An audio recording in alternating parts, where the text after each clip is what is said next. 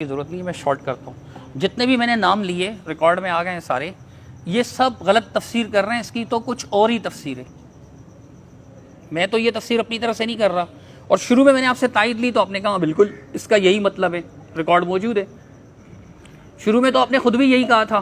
اب آپ کے ذہن میں اگر کوئی اور نقطہ آ گیا جس کی بنیاد پر آپ مزید اپنی بات کو منقح فرمانا چاہ رہے ہیں تو یہ ایک الگ بات ہے. باقی آپ نے کہا مطلب آیت کا مفہوم اگر میں غلط بیان کر رہا ہوں تو یہ سارے مفسرین بھی اگر غلط بیان کر رہے ہیں تو صحیح مفہوم کیا ہے بھائی؟ آپ بتائیے نا. میں نے تو آپ سے پوچھا ہے کہ آپ بتائیے. ہم تو صاف صاف کہہ رہے ہیں کفا یکفو کفون کے معنی اتباع کرنا ہوتا ہے، پیروی کرنا ہوتا ہے، پیچھے چلنا ہوتا ہے. اور یہ مفہوم اور سب نے بیان کیا ہے، مفسرین نے بھی بیان کیا، آپ کے یہاں بھی بیان ہوا ہے، ہمارے یہاں بھی بیان ہوا ہے، سبھی بیان کرتے ہیں. میں تو ایک ایسی چیز بیان کر رہا ہوں جو متفق علیہ ہے، اس پر اختلاف نہیں ہے، متفق علیہ. اگر آپ کے ذہن میں کوئی اور مفہوم ہے اس کا تو آپ کو پیش کرنا چاہیے. اب ایک طرف مفتی صاحب فرماتے ہیں کہ بات گچ پچ ہو رہی ہے، پھر مفتی صاحب مثالیں بھی دیتے ہیں تو بات تو گچ پچ ہو جاتی ہے. پھر تو بہرحال صحابہ کا عمل آپ، میں نے کہا مثال پیش کیجئے، کوئی واقعی مثال پیش کیجئے اور اس کی دلیل نہ ہو. واقعی مثال پیش کیجئے اور اس کی دلیل نہ ہو، اور واقعہ مکمل و اختصار نہ ہو اس میں. کہہ رہا ہوں نا کہ ایک احتمال ہے، اذا جاء الاحتمال بطل الاستدلال. ایک متفق علیہ اصول ہے کہ جب کسی چیز میں احتمال، ڈاؤٹ آ جاتا ہے نا، ڈاؤٹ، تو استدلال باطل ہو جاتا ہے. تو یہ ڈاؤٹ ہے کہ یہاں اختصار ہے اور اس کی بنیاد میں نے پیش کی. آپ کہہ رہے ہیں کہ جی میں جواب، مطلب آپ نے اعتراف کیا، میں نے اس قدر اعتراف کیا تو میں نے آگے بار بار وضاحت بھی کی کہ اس کی وجہ یہ ہے کہ اختصار ہے. اور اس کی وجہ بھی میں یہ کہہ رہا ہوں کہ اللہ جب قرآن میں منع فرما رہا ہے تو صحابہ ممنوع عمل کیسے کر سکتے ہیں؟ ہمارا تو صحابہ کے بارے میں حسن ظن ہے کہ وہ قرآن و سنت پر عمل کرنے والے تھے، مخالفت کرنے والے نہیں تھے. اگر آپ سمجھتے ہیں کہ یہاں ان سے مخالفت واقع ہوئی اور نہیں ہوئی ہے تو اس کی وجہ یہ کہ اس آیت کا یہ مفہوم ہی نہیں ہے، تو پھر آپ وہ مفہوم بھی تو واضح کریں نا جو پنہاں ہے. آپ اس کی مطلب میں مفہوم واضح کرتا ہوں. ایک منٹ صبر کیجیے گا، دو باتیں رہیں گی. نہیں، ایک منٹ صبر کیجیے گا. عبداللہ بن عمر رضی اللہ تعالیٰ عنہ کی بات میں نے جو مثال پیش کی تھی نا، وہ میں نے آپ کی اس بات پر پیش کی تھی کہ اگر کوئی بات دلیل کے خلاف ہوتی، حج تمتع والی، اس کو آپ لوگ بھی مانتے ہیں نا کہ حج تمتع جائز ہے، آپ بھی مانتے ہیں نا. دیکھیں یہ تو حج تمتع پہ بحث شروع ہو جائے گی کہ جائز ہے تو پھر حضرت آپ مثال دیتے ہیں تو پھر کیا کیا جائے؟ ٹو دی پوائنٹ پہ تقلید پر آ جائیے. فوکس کریں. اب میں دعویٰ آپ دعویٰ ہی نہیں کر رہے. تفسیر بیضاوی اور فلانی تفسیر میں کیوں نہیں آ رہا؟ آپ عبارت پیش کریں گے، میں اس عبارت کا مطلب بتاؤں گا، تو ڈائریکٹ ہم قرآنی کا مطلب پہ آ جائیں. تفسیر کی میں ایک مطلب بتاؤں گا، آپ کہیں گے اس نے یہ لکھا ہے، میں اس کا، یہ سارا ہمارا جو ہے نا تو یہ 6 مہینے تک بحث چلے گی. مفتی صاحب میں اگر کہہ رہا ہوں تفسیروں کو رکھو ایک طرف. مفتی صاحب میری بات سنیں. میں کہہ رہا ہوں قرآن کی آیت کی یہ تفسیر کا یہ مطلب اگر ہے تو صحابہ نے اس آیت کی مخالفت کیوں کی؟ اگر یہ مطلب نہیں ہے تو پھر کیا مطلب ہے؟ آپ بتاؤ نا. آپ بولو. نہیں، میں نے تو بتایا اور مفسرین کے حوالے بھی دیے، اور ایسے لوگوں کے جو آپ کے یہاں بھی قابل عزت اور قابل احترام ہیں. آپ جو بتا رہے ہیں یہ مطلب ہے. یہ مطلب نہیں ہے کیا؟ صحابہ نے جب تابعین، نہیں یہ مطلب نہیں ہے مفتی صاحب. کیا یہ مطلب نہیں ہے؟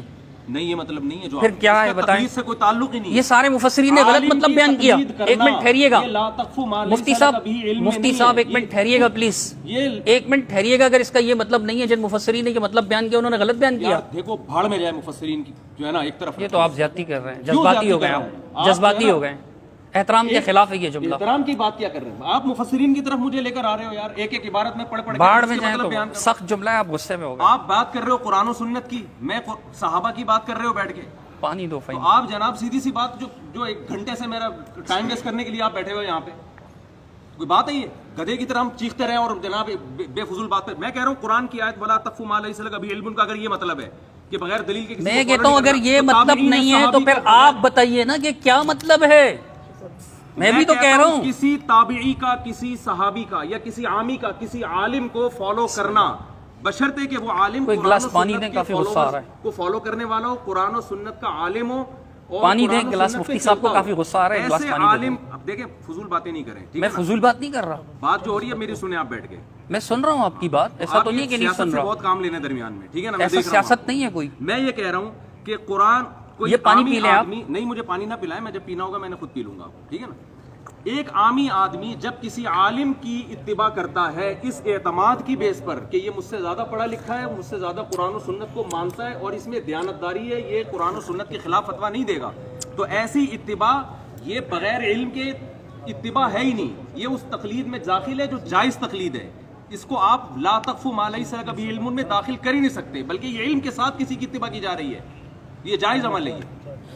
جیسے کہ تابعین نے صحابی کی اتباع کی، بعد والے لوگ آپ کے عوام جو ہے اہل حدیث علماء کی اتباع کر رہی ہے، سب تقلیدی ہو رہا ہے. کیوں؟ وہ کہتے ہیں کہ یار یہ قرآن و سنت کو فالو کرتے ہیں، لہذا ہم ان کی بات کو اگر ہم مانیں گے تو یہ ہمیں صحیح فتویٰ دیں گے. تو لہذا وہ اس عمل، وہ یہ صدیوں سے یہ عمل چلتا چلا آ رہا ہے. ایسے آدمی کی دیکھیں تقلید کی دو قسمیں، ایک ہے اندھی تقلید، ایک تقلید علی وجہ البصیرہ. اندھی تقلید یہ ہے کہ قرآن جو کہہ رہا ہے وَلَا تَقْفُ مَا لَيْسَ لَكَ بِعِلْم، جس چیز کا علم ہی نہیں ہے، جس آدمی کے برحق ہونے کی دلیل ہی نہیں ہے، تم اس کو فالو کر رہے ہو. لیکن جس شخص کے برحق ہونے کی آپ کے پاس دلیل ہے کہ یہ قرآن و سنت کا مجھ سے بڑا عالم ہے اور یہ پرہیزگار ہے، یہ خدا کا خوف رکھتا ہے، اس شخص کے فتوے کو فالو کرنا یہ لا تقف ما لیس لک بعلم میں داخل نہیں ہے. کیونکہ عامی آدمی کے لیے اتنا علم کافی ہے کہ سامنے والا مجھ سے بڑا عالم ہے، اس کے پاس دلائل مجھ سے زیادہ ہیں. مجھے بھی موقع دیجیے گا، میں پہلے بات تو مکمل کر لوں نا.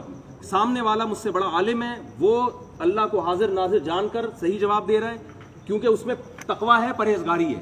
اس پر اس کے پاس دلیل ہو کہ یہ صحیح عالم ہے. جب اس پر دلیل ہو گئی کہ صحیح بھی ہے اور اللہ کا خوف بھی رکھتا ہے، تو پھر ہر مسئلے پر اس کے ذمہ دلیل پیش کرنا نہ اس کے ذمہ ہے نہ اس کے ذمہ ہے کہ وہ. تو تقلید کی دو قسمیں ہیں، ایک اندھی تقلید ہوتی ہے، ایک تقلید علی وجہ البصیرہ ہوتی ہے. تو قرآن جو منع کر رہا ہے کہ لا تقف ما لیس لک بہ علم، اس سے مراد اندھی تقلید ہے جو جاہل لوگ اپنے پیروں کی کر رہے ہوتے ہیں یا جاہلوں کی کر رہے ہوتے ہیں یا ان علماء کی کر رہے ہوتے ہیں جو متبع سنت نہیں ہوتے. یہ ہے جو آپ نے اتنی سی بات کو آدھا گھنٹہ جو ہے نا وہ لپیٹا ہے. تو میں آپ سے پھر مطالبہ کر رہا ہوں کہ صحابہ کرام اور تابعین کے دور میں بہت کثرت سے ایسا ہوا ہے کہ صحابہ سے انہوں نے مسئلہ پوچھا، انہوں نے دلیل کے بغیر جواب دیا. تو یہ عمل آپ کے مطابق تقلید ہے، کیونکہ آپ کہہ رہے ہیں بغیر دلیل کے کسی کی بات کو مان لینا. آپ نے خود اعتراف کیا یہ تقلید ہے. تو یہ حرام کام کیا، یہ جائز کام. میں نے تو آیت کی تفسیر پیش کر دی کہ اگر کسی عالم کے برحق ہونے پر آپ کو اطمینان ہے، دلائل کی دنیا میں آپ کو اطمینان ہو گیا کہ یہ قرآن و سنت کا علم مجھ سے زیادہ رکھتا ہے اور یہ آدمی خدا کا خوف بھی رکھتا ہے، کیونکہ بعض قرآن و سنت کا علم رکھتے ہیں لیکن بکے ہوئے ہوتے ہیں، آپ کو اطمینان ہو گیا تو عامی آدمی کے لیے اتنا اطمینان کافی ہے. اب اگر وہ اس عالم سے مسئلہ پوچھتا ہے اور وہ عالم اس کا جواب دیتے ہیں تو حالانکہ یہاں دلیل نہیں ہے، لیکن یہ وہ تقلید ہو رہی ہے جو جائز تقلید ہے، یہ ناجائز تقلید نہیں ہے. اس کے ناجائز ہونے کی قرآن و سنت میں کوئی دلیل نہیں ہے، کیونکہ تابعین صحابہ سے یہ صدیوں سے تواتر کے ساتھ یہ عمل چلا. حضرت مجھے بھی موقع دیجیے. جی آپ جو بار بار مثال دے رہے ہیں کہ عامی آپ سے مسئلہ پوچھتا ہے، تو یہ تقلید ہے ہی نہیں نا سرے سے. دیکھیں میں بتاتا ہوں مسئلے کا جواب، میں دلیل سے تو بات نہیں کر رہا. میری بات سنیے نا. ایک آدمی مجھ سے پوچھتا ہے کتنے کلومیٹر اب یہ تو زیادتی ہے مفتی میں صاحب. کہتا ہوں 78 پہ. میں تو دلیل نہیں دے رہا، 78 کلومیٹر کی کیا دلیل ہے؟ تو بغیر دلیل کے جب مجھے فالو کر رہے ہیں تو تقلید کیوں نہیں ہے؟ میں آپ کو بتاتا ہوں اس کی وجہ. یہ تو آپ کے بزرگوں نے بھی لکھا ہے کہ عامی کا مفتی سے سوال کرنا تقلید نہیں ہے، انہوں نے بھی غلط لکھا ہے بزرگوں نے آپ کے، مطلب مولانا سرفراز خان صفدر صاحب نے لکھا ہے. مولانا بزرگوں کو بیچ میں لا رہے ہو یار. بھائی انہوں نے غلط لکھا ہے، صحیح اتنا سا بتا دیں. بزرگوں کی بات تھوڑی یہاں کرنے کے لیے ہم بیٹھے ہیں، قرآن و سنت کی بات کرنے کے لیے بیٹھے ہیں. مفتی طارق مسعود صاحب کا ایک الگ مذہب ہے جو اپنے آناف کے مذہب سے ہٹ کرے. نہیں دیکھو بزرگوں کی بات لے کر آؤ گے، اس نے کچھ لکھا ہے، اس نے کچھ اور لکھا ہے، اس نے کچھ اور لکھا ہے. مفتی صاحب آپ سن نہیں رہے، آپ سن ہی نہیں رہے. اقوال آپ کو ملیں گے. آپ میری بات نہیں سن رہے نا، اس طرح تو مناسب نہیں ہے. جا رہے ہیں میں میری بات سنیے مفتی قرآن و صاحب. سنت کی روشنی میں بات کرنے کے لیے بیٹھے ہیں. قرآن و سنت کی روشنی میں ہم بات کریں گے. میں یہ نہیں کہہ رہا ہوں اگر آپ مجھے کہیں گے کہ آپ کے کسی بزرگ نے یہ کہا ہے، اگر وہ قرآن و سنت کے خلاف ہوگا تو میں کہوں گا کہ میں سے نہیں مانتا، غلط ہے، بات آگے ہو جائے گی. آپ بھی اتنا کہہ دیں کہ جو بزرگوں نے یہ لکھا ہے کہ بھئی عامی کا مفتی سے سوال کرنا تقلید نہیں ہے، یہ غلط لکھا ہے. اصول فقہ کی کتابوں میں لکھا ہوا ہے، دیکھیں تقلید مسلم الثبوت میں لکھا ہوا ہے، فواتح الرحموت میں لکھا ہوا ہے. کوئی تقلید کا معنی کچھ اور لیتا ہے، کوئی بزرگ تقلید کا معنی کچھ اور لیتا ہے، کوئی بزرگ تقلید کا معنی کچھ اور لیتا ہے. تقلید کا یہ مختلف اصطلاحی تقلید جو ہے نا، اصطلاح کہہ رہا ہے تقلید علی الاطلاق حرام ہے، تو اس سے وہ تقلید مراد لے رہا ہوتا ہے جو اندھی تقلید ہے. ایک عالم کہہ رہا ہوتا ہے تقلید علی الاطلاق جائز ہے، اس سے وہ تقلید مراد لے رہا. اب تو آپ میری بات ہی نہیں سن رہے حضرت. اس لیے اگر ہم بزرگوں کے قول میں گئے نا تو ایک ایک قول کی تشریح کے لیے 1 گھنٹہ چاہیے پھر ہمیں. مفتی صاحب آپ میری بات ہی نہیں سن رہے نا. پہلے آپ بڑے دیکھیں میری بات سنیں، آپ میری بات تو سنیں. پہلے آپ بڑے اطمینان سے میری بات بھی سن رہے تھے اور اپنی بات بھی کر رہے تھے، بات اچھی ہو رہی تھی. سن رہا تھا کہ آپ نا اسی بات کو ریپیٹ تو جب مسئلہ حل ہی نہیں ہوگا تو ریپیٹ ہی ہوگا نا. جب آپ مسئلہ حل ہی نہیں کریں گے تو آپ نے خود دعویٰ کیا بغیر دلیل کے کسی کی بات کو ماننا. آپ کتنی بار تابعین نے تو کیا ہے. نہیں، آپ سن ہی نہیں رہے ابھی. یہ تو مناسب بات نہیں ہے. آپ سن ہی نہیں رہے. آپ جب سے بات شروع کی ہے مصنف ابن ابی شیبہ مصنف ابن ابی شیبہ کیے جائیں گے تو میں جواب دوں گا تو ریپیٹ ہو جائے گا. میں صحابہ کی بات کر رہا ہوں. تو مثال اسی سے لا رہے ہیں نا, وہی بات آپ بار بار. پہلی کی تقلید کی ہے جس کو آپ بھی مانتے ہیں. مفتی صاحب آپ اپنی پہلی بات سے یہی بات کر رہے ہیں نا. مفتی صاحب آپ شروع سے لے کر اب تک یہی بات دہرا رہے ہیں نا, تو یہ ریپیٹ نہیں ہے. میں اس کا جواب دیتا ہوں تو یہ ریپیٹ ہوتی ہے. جواب دے رہے ہیں نا, اس کا جواب ہی نہیں دے رہے. آپ غلطی واضح کریں. میں غلطی آپ کی واضح کر رہا ہوں کہ کیسے غلط ہے. نے صحابی کی بات کو بلا دلیل مانا, اس پہ درجنوں. میں کہتا ہوں مثالیں پیش کریں اور واقعی مثال ہو وہ. آپ بولو کہ ایسا نہیں ہوا ہے, پھر میں مثالیں پیش کروں گا. یہ کیسے بولوں میں؟ خود مان بھی آپ مدعی ہیں, آپ دلیل بھی نہیں دے رہے. نہیں, مدعی پر لازم ہوتا ہے نا کہ دلیل پیش کرنا. آپ مدعی آپ دلیل پیش کریں. دلیل اس وقت لازم ہوتا ہے. نہیں, اللہ قرآن میں تو یہ فرماتا ہے نا, ہاتو برہانکم ان کنتم صادقین. اگر آپ سچے ہو تو آپ اپنی دلیل لاؤ. یہ قرآن نے کہا ہے نا. پیش کرنا اس وقت ہوتا ہے جب مدعا علیہ انکار کرے اس کا. یہ کس نے کہا ہے آپ سے؟ یہ آپ اپنے اصول بناتے رہتے ہیں خود ہی بیٹھ کر. ابھی آپ نے کہا کہ بھئی تقلید علی وجہ البصیرت ہوتی ہے. دیکھو آپ میری بات تو سنیں. آپ نہیں, آپ میری بات ہی نہیں سن رہے. میرے ذمہ دلیل پیش. مفتی صاحب آپ میری بات نہیں سن رہے. کیوں دلیل پیش کروں گا؟ آپ میری بات نہیں سن رہے. مسجد آپ کی ہے, مجمع آپ کا ہے, لیکن مجھے اس کی کوئی پرواہ نہیں ہے. سیاستاً کہنے کی ضرورت نہیں, مسجد آپ کی مجمع آپ کا. سب تو پھر سنیے نا, پھر سنیے, آپ کے بیٹھے ہیں, پھر سنیے نا, پھر سنیے. علمی بات ہے اس پہ رہیں تو آپ سنیں تو صحیح نا.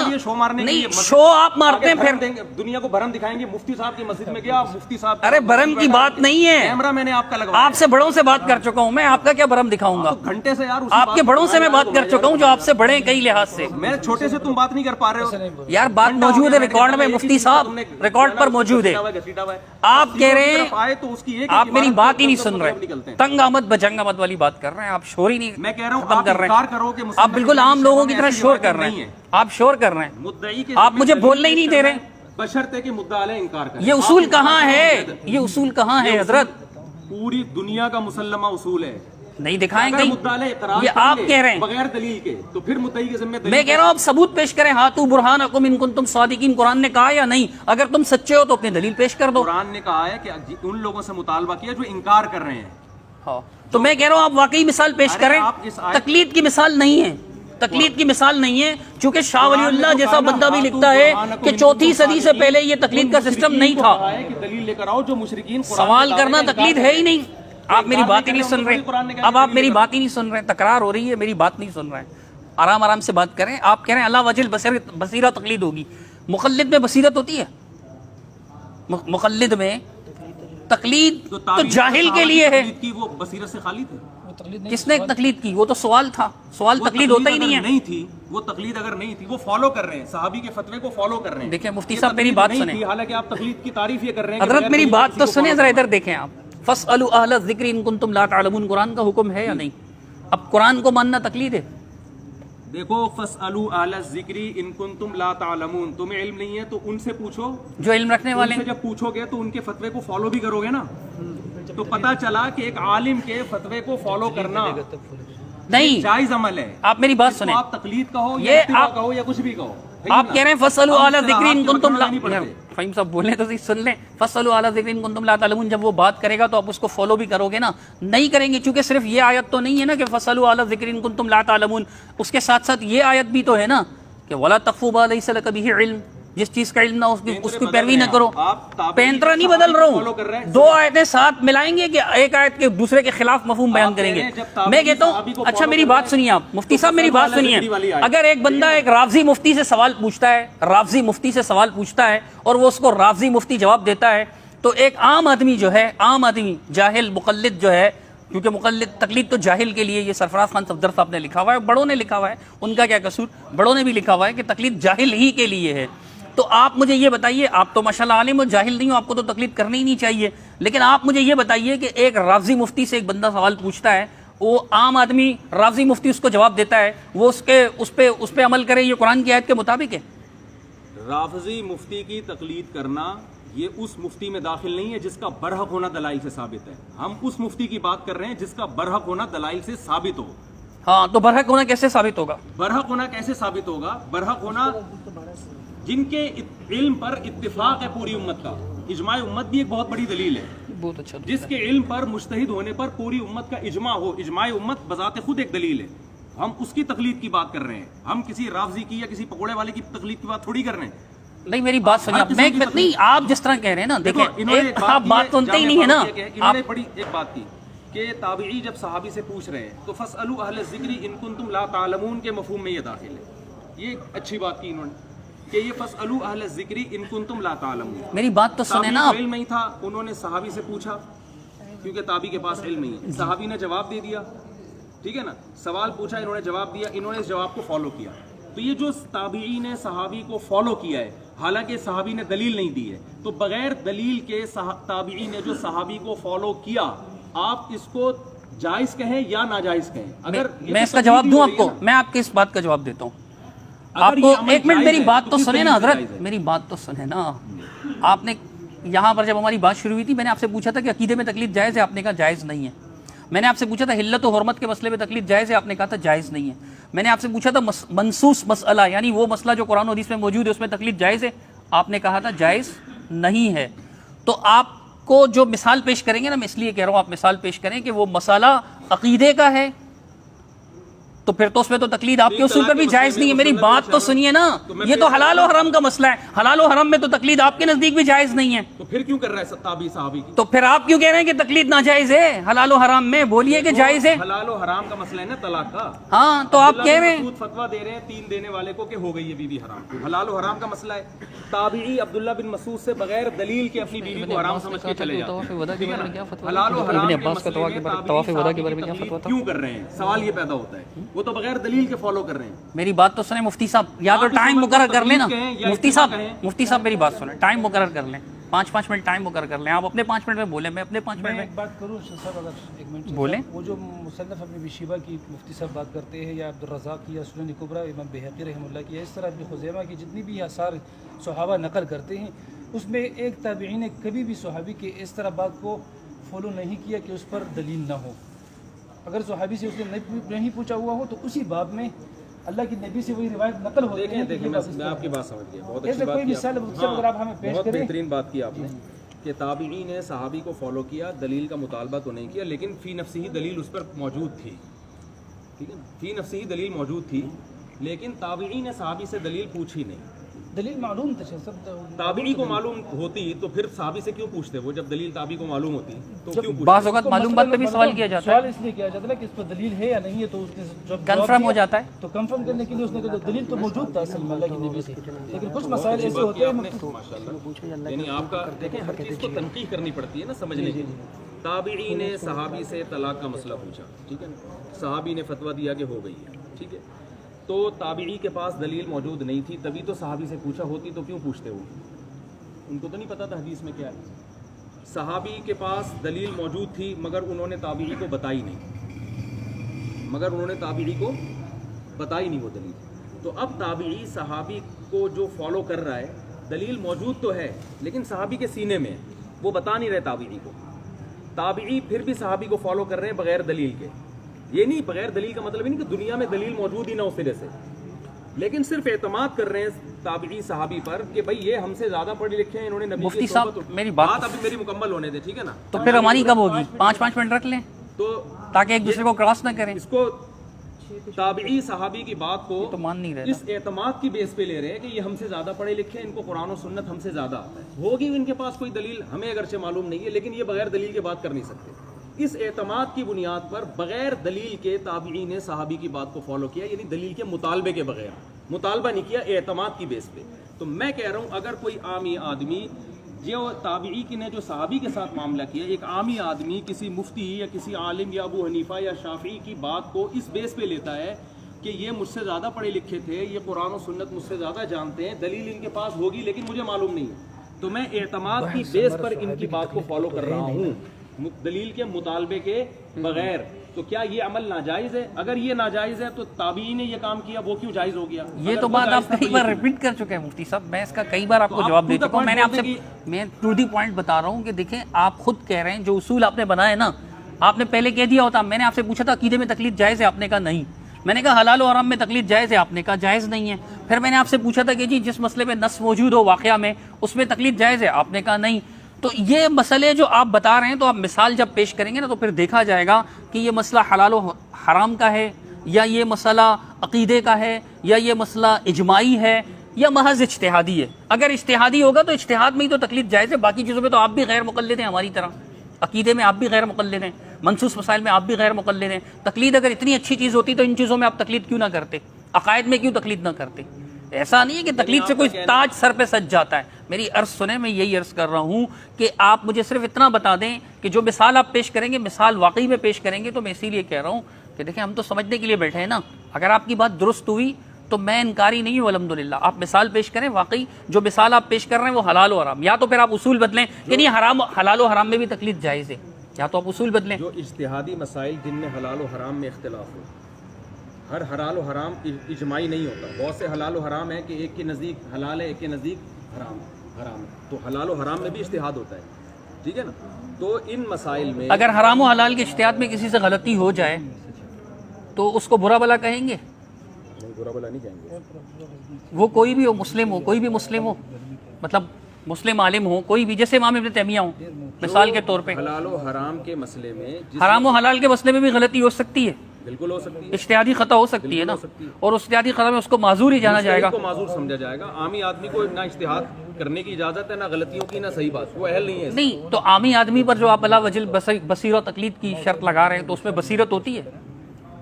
دیکھیں میں یہ کہہ رہا ہوں اتنی بصیرت عامی میں ہوتی ہے کہ کس کی کرنی ہے کس کی نہیں کرنی۔ نہیں دیکھیں میں جیسے ایک مفتی عامی صاحب، آدمی میں اتنی بصیرت ہوتی ہے کہ علاج کس سے کرانا ہے، پکوڑے والے سے نہیں کرانا۔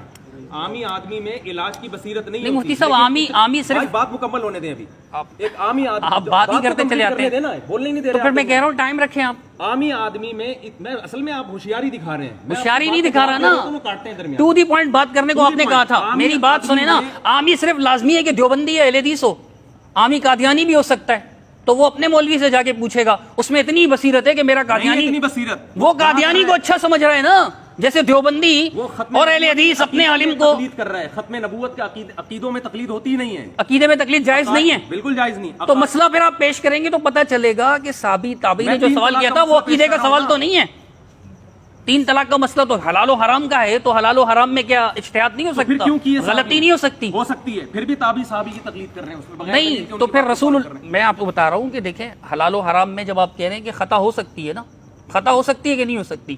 حلال و حرام کے مسئلے میں تو تقلید جائز نہیں ہے، تو خطا ہو گئی۔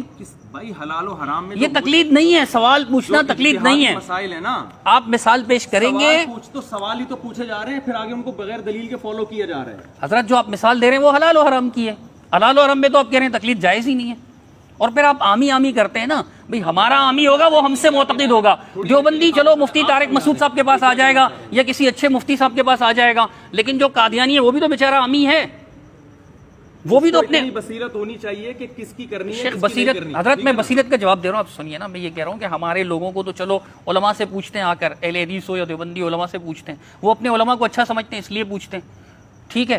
ہمارے کچھ لوگ آپ سے بھی پوچھ لیتے ہیں، آپ کو اچھا سمجھتے ہیں تو آپ سے پوچھ لیں، آپ کے کچھ لوگ ہم سے بھی پوچھ لیتے ہیں، ہمیں اچھا سمجھتے ہیں تو پوچھ لیتے ہیں، لیکن اسی طرح قادیانی اپنے والے کو اچھا سمجھتا ہے، رافضی اپنے والے کو اچھا سمجھتا ہے، وہ تو سمجھتا ہے یہ آیت اللہ ہے جی، اتنی بڑی پگڑی باندھی ہوئی ہے اس نے، مفتی صاحب سے زیادہ بڑی پگڑی ہے اس کی، مفتی صاحب صرف قمیص شلوار میں آتے ہیں، وہ تو جبہ بھی ڈال کر آتے ہیں، مفتی صاحب 12 سال پڑھے ہوئے ہیں تو وہ 16 سال پڑھ کے آیت اللہ بن چکے ہیں، پھر مجتہد بن چکے ہیں، وہ ان کو بہت بڑا اچھا سمجھ رہے ہوتے ہیں، اچھا گمان کر رہے ہوتے ہیں، اس میں اتنی بصیرت ہے، تو یہ تو دلیل نہیں ہوگی نا، اس لیے اتنی بصیرت نہیں ہے، وہ جان کر گمراہی پر جمع ہوا ہے۔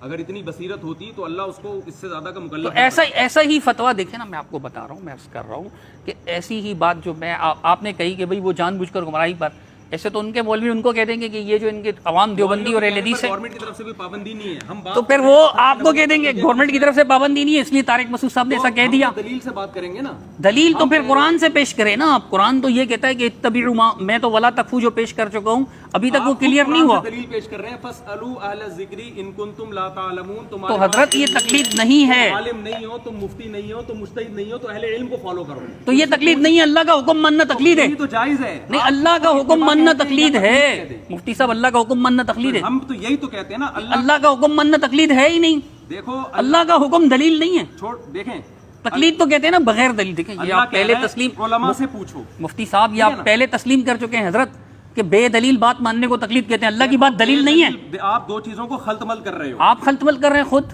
آپ کہتے ہیں کہ بے دلیل، اللہ کی بات تو دلیل ہے نا حضرت، سنیں میری بات، ایک ہے کہ اللہ نے کسی بات کا ہمیں حکم دیا، ہاں ٹھیک ہے نا، اللہ نے حکم دیا کہ علماء کو فالو کرو، ٹھیک ہے نا. نہیں یہ کہاں ہے کہ اللہ نے کہا علماء کو فالو کرو؟ فَاسْأَلُوا أَهْلَ الذِّكْرِ إِن تو كُنتُمْ سوال کا کہا ہے، فالو کرنے کا تو نہیں کہا ہے. سوال کیا فالو نہ کرنے کے لیے کرے گا یا فالو کرنے کے لیے؟ اگر وہ غلط جواب دے تو اس کو فالو کرنا چاہیے. اگر وہ غلط جواب دے تو اس کو فالو کرنا چاہیے. نہیں ہنسے نہیں پلیز، سنجیدہ رہیں، ہنسے نہیں. اس کو پتا کیسے چلے گا حضرت کہ یہ جواب صحیح دے رہا ہے غلط دے رہا ہے؟ اگر اس کو پتا ہوتا تو عالم کے پاس جانے کی ضرورت کیا ہے؟ تو پھر اس رافضی کو کیسے پتا چلے گا؟ رافضی عامی پکوڑے والے کو رافضی کو عقیدے میں پتا چل جائے گا. اچھا عقیدے میں خود تحقیق کرنا ہر یار عامی کو عقیدے کا پتہ ہے، عامی کو عقیدے کا پتہ ہے، عام آدمی کو اس پر واجب ہے کہ وہ عقیدہ، کیونکہ قرآن و سنت نے عقیدے کے بحث کو اتنا واضح بیان کر دیا کہ اس میں علماء سے پوچھنے کی ضرورت ہی نہیں ہے. جو بیسک عقائد ہے عقیدے کے سوال جائز نہیں ہے، عقیدے پہ سوال کرنا جائز نہیں ہے. عقیدے پر عقیدے پہ سوال کرنا جائز ہے، لیکن اس میں تقلید کرنا جائز ہے یا نہیں؟ بالکل جائز نہیں. دیکھیں سوال تقلید بنا رہے ہیں اور پھر جب ہم کہتے ہیں کہ بالکل، اس لیے میں آپ کو بتاتا ہوں سوال تقلید نہیں ہے نا. ابھی چلیں تو صحیح میری بات. جی چلے. جب ایک عامی آدمی عقیدے پہ عالم سے سوال کرے گا تو اس پر واجب ہے کہ اس سے دلیل پوچھے. اگر وہ عالم دلیل نہیں دیتا، اس کے لیے حرام ہے اس کو فالو کرنا. حضرت مفتی صاحب مجھے آپ کی اس بات سے اتفاق ہے، اس کی دلیل دے دیں. مسئلہ حضرت عالم سے پوچھے مفتی صاحب میری بات سنیں. اتنا کافی ہے کہ یہ عالم برحق ہے اور مجھ سے علم میں زیادہ ہے. جیسے کہ تابعین نے صحابہ سے جب مسائل پوچھے ہیں تو اس اعتماد کی بیس پر کہ بھئی ان کو ہم سے زیادہ علم.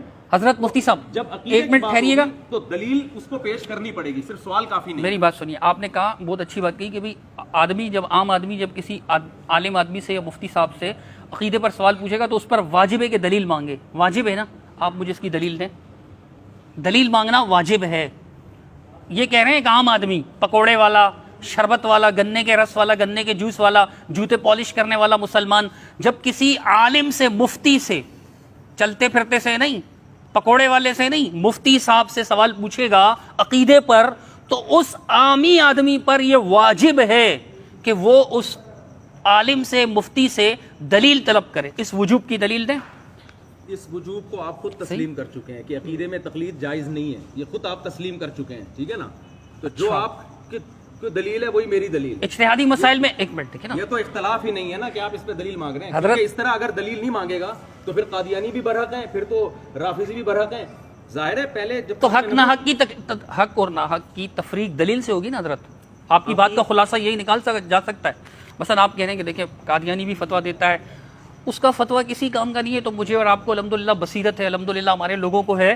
لیکن ایک مثال کی بات ہے، روافظ بھی فتویٰ تو سب دے رہے ہیں، ہندو بنیے تک فتویٰ دے رہے ہوتے ہیں. ان کا پنڈت جیسے بولتا ہے لوگ وہی کر رہے ہوتے ہیں. عوام کا کیا قصور؟ عوام تو نہیں نا کوئی علماء ہوتے، ان کو کہاں سنسکرت آ رہی ہوتی ہے. میں حضرت یہ عرض کر رہا ہوں کہ یہ واجب ہے. اگر عقیدے پر تقلید، مطلب عقیدے پر وہ تقلید کرے، عقیدے پر اگر وہ سوال کرے گا تو اس پر واجب ہے کہ وہ دلیل مانگے. مفتی صاحب سے بھی لازم ہے کہ حضرت اس کی دلیل دو مجھے آپ.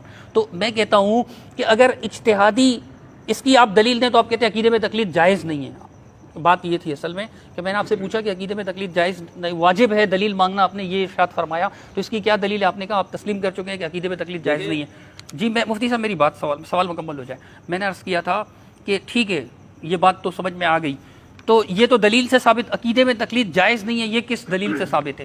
اس کی کیا دلیل ہے؟ اصول قسم کی بحث نہیں ہے، بالکل یہ جو بات جہاں سے شروع ہوئی تھی. تو یہ آپ مجھ سے عقیدے میں تقلید جائز نہیں ہے تو کس دلیل سے جائز نہیں ہے حضرت بتائیے نا. میں نے ایک بات شروع کی، دلیل کہ تقلید حرام ہے. میں نے کہا تابعین نے صاحب آپ کہہ رہے ہیں نا جیسے تقلید، میں کہتا ہوں نہیں، میں کہتا ہوں کہ تقلید ثابت نہیں ہے تو آپ مجھ سے دلیل مانگتے ہیں. آپ خود کہہ رہے ہیں کہ عقیدے میں تقلید جائز نہیں ہے تو آپ بھی دلیل دیں نا کہ عقیدے میں تقلید جائز نہیں ہے. اس کی عقلی دلیل ہے، آپ بھی دلیل دیں کہ اگر عقیدے میں تقلید جائز ہوتی تو مشرکین جو اپنے باپ دادا کی شرک کے معاملے میں تقلید کر رہے ہوتے، قرآن ان کو اپریشیٹ کر رہا ہوتا.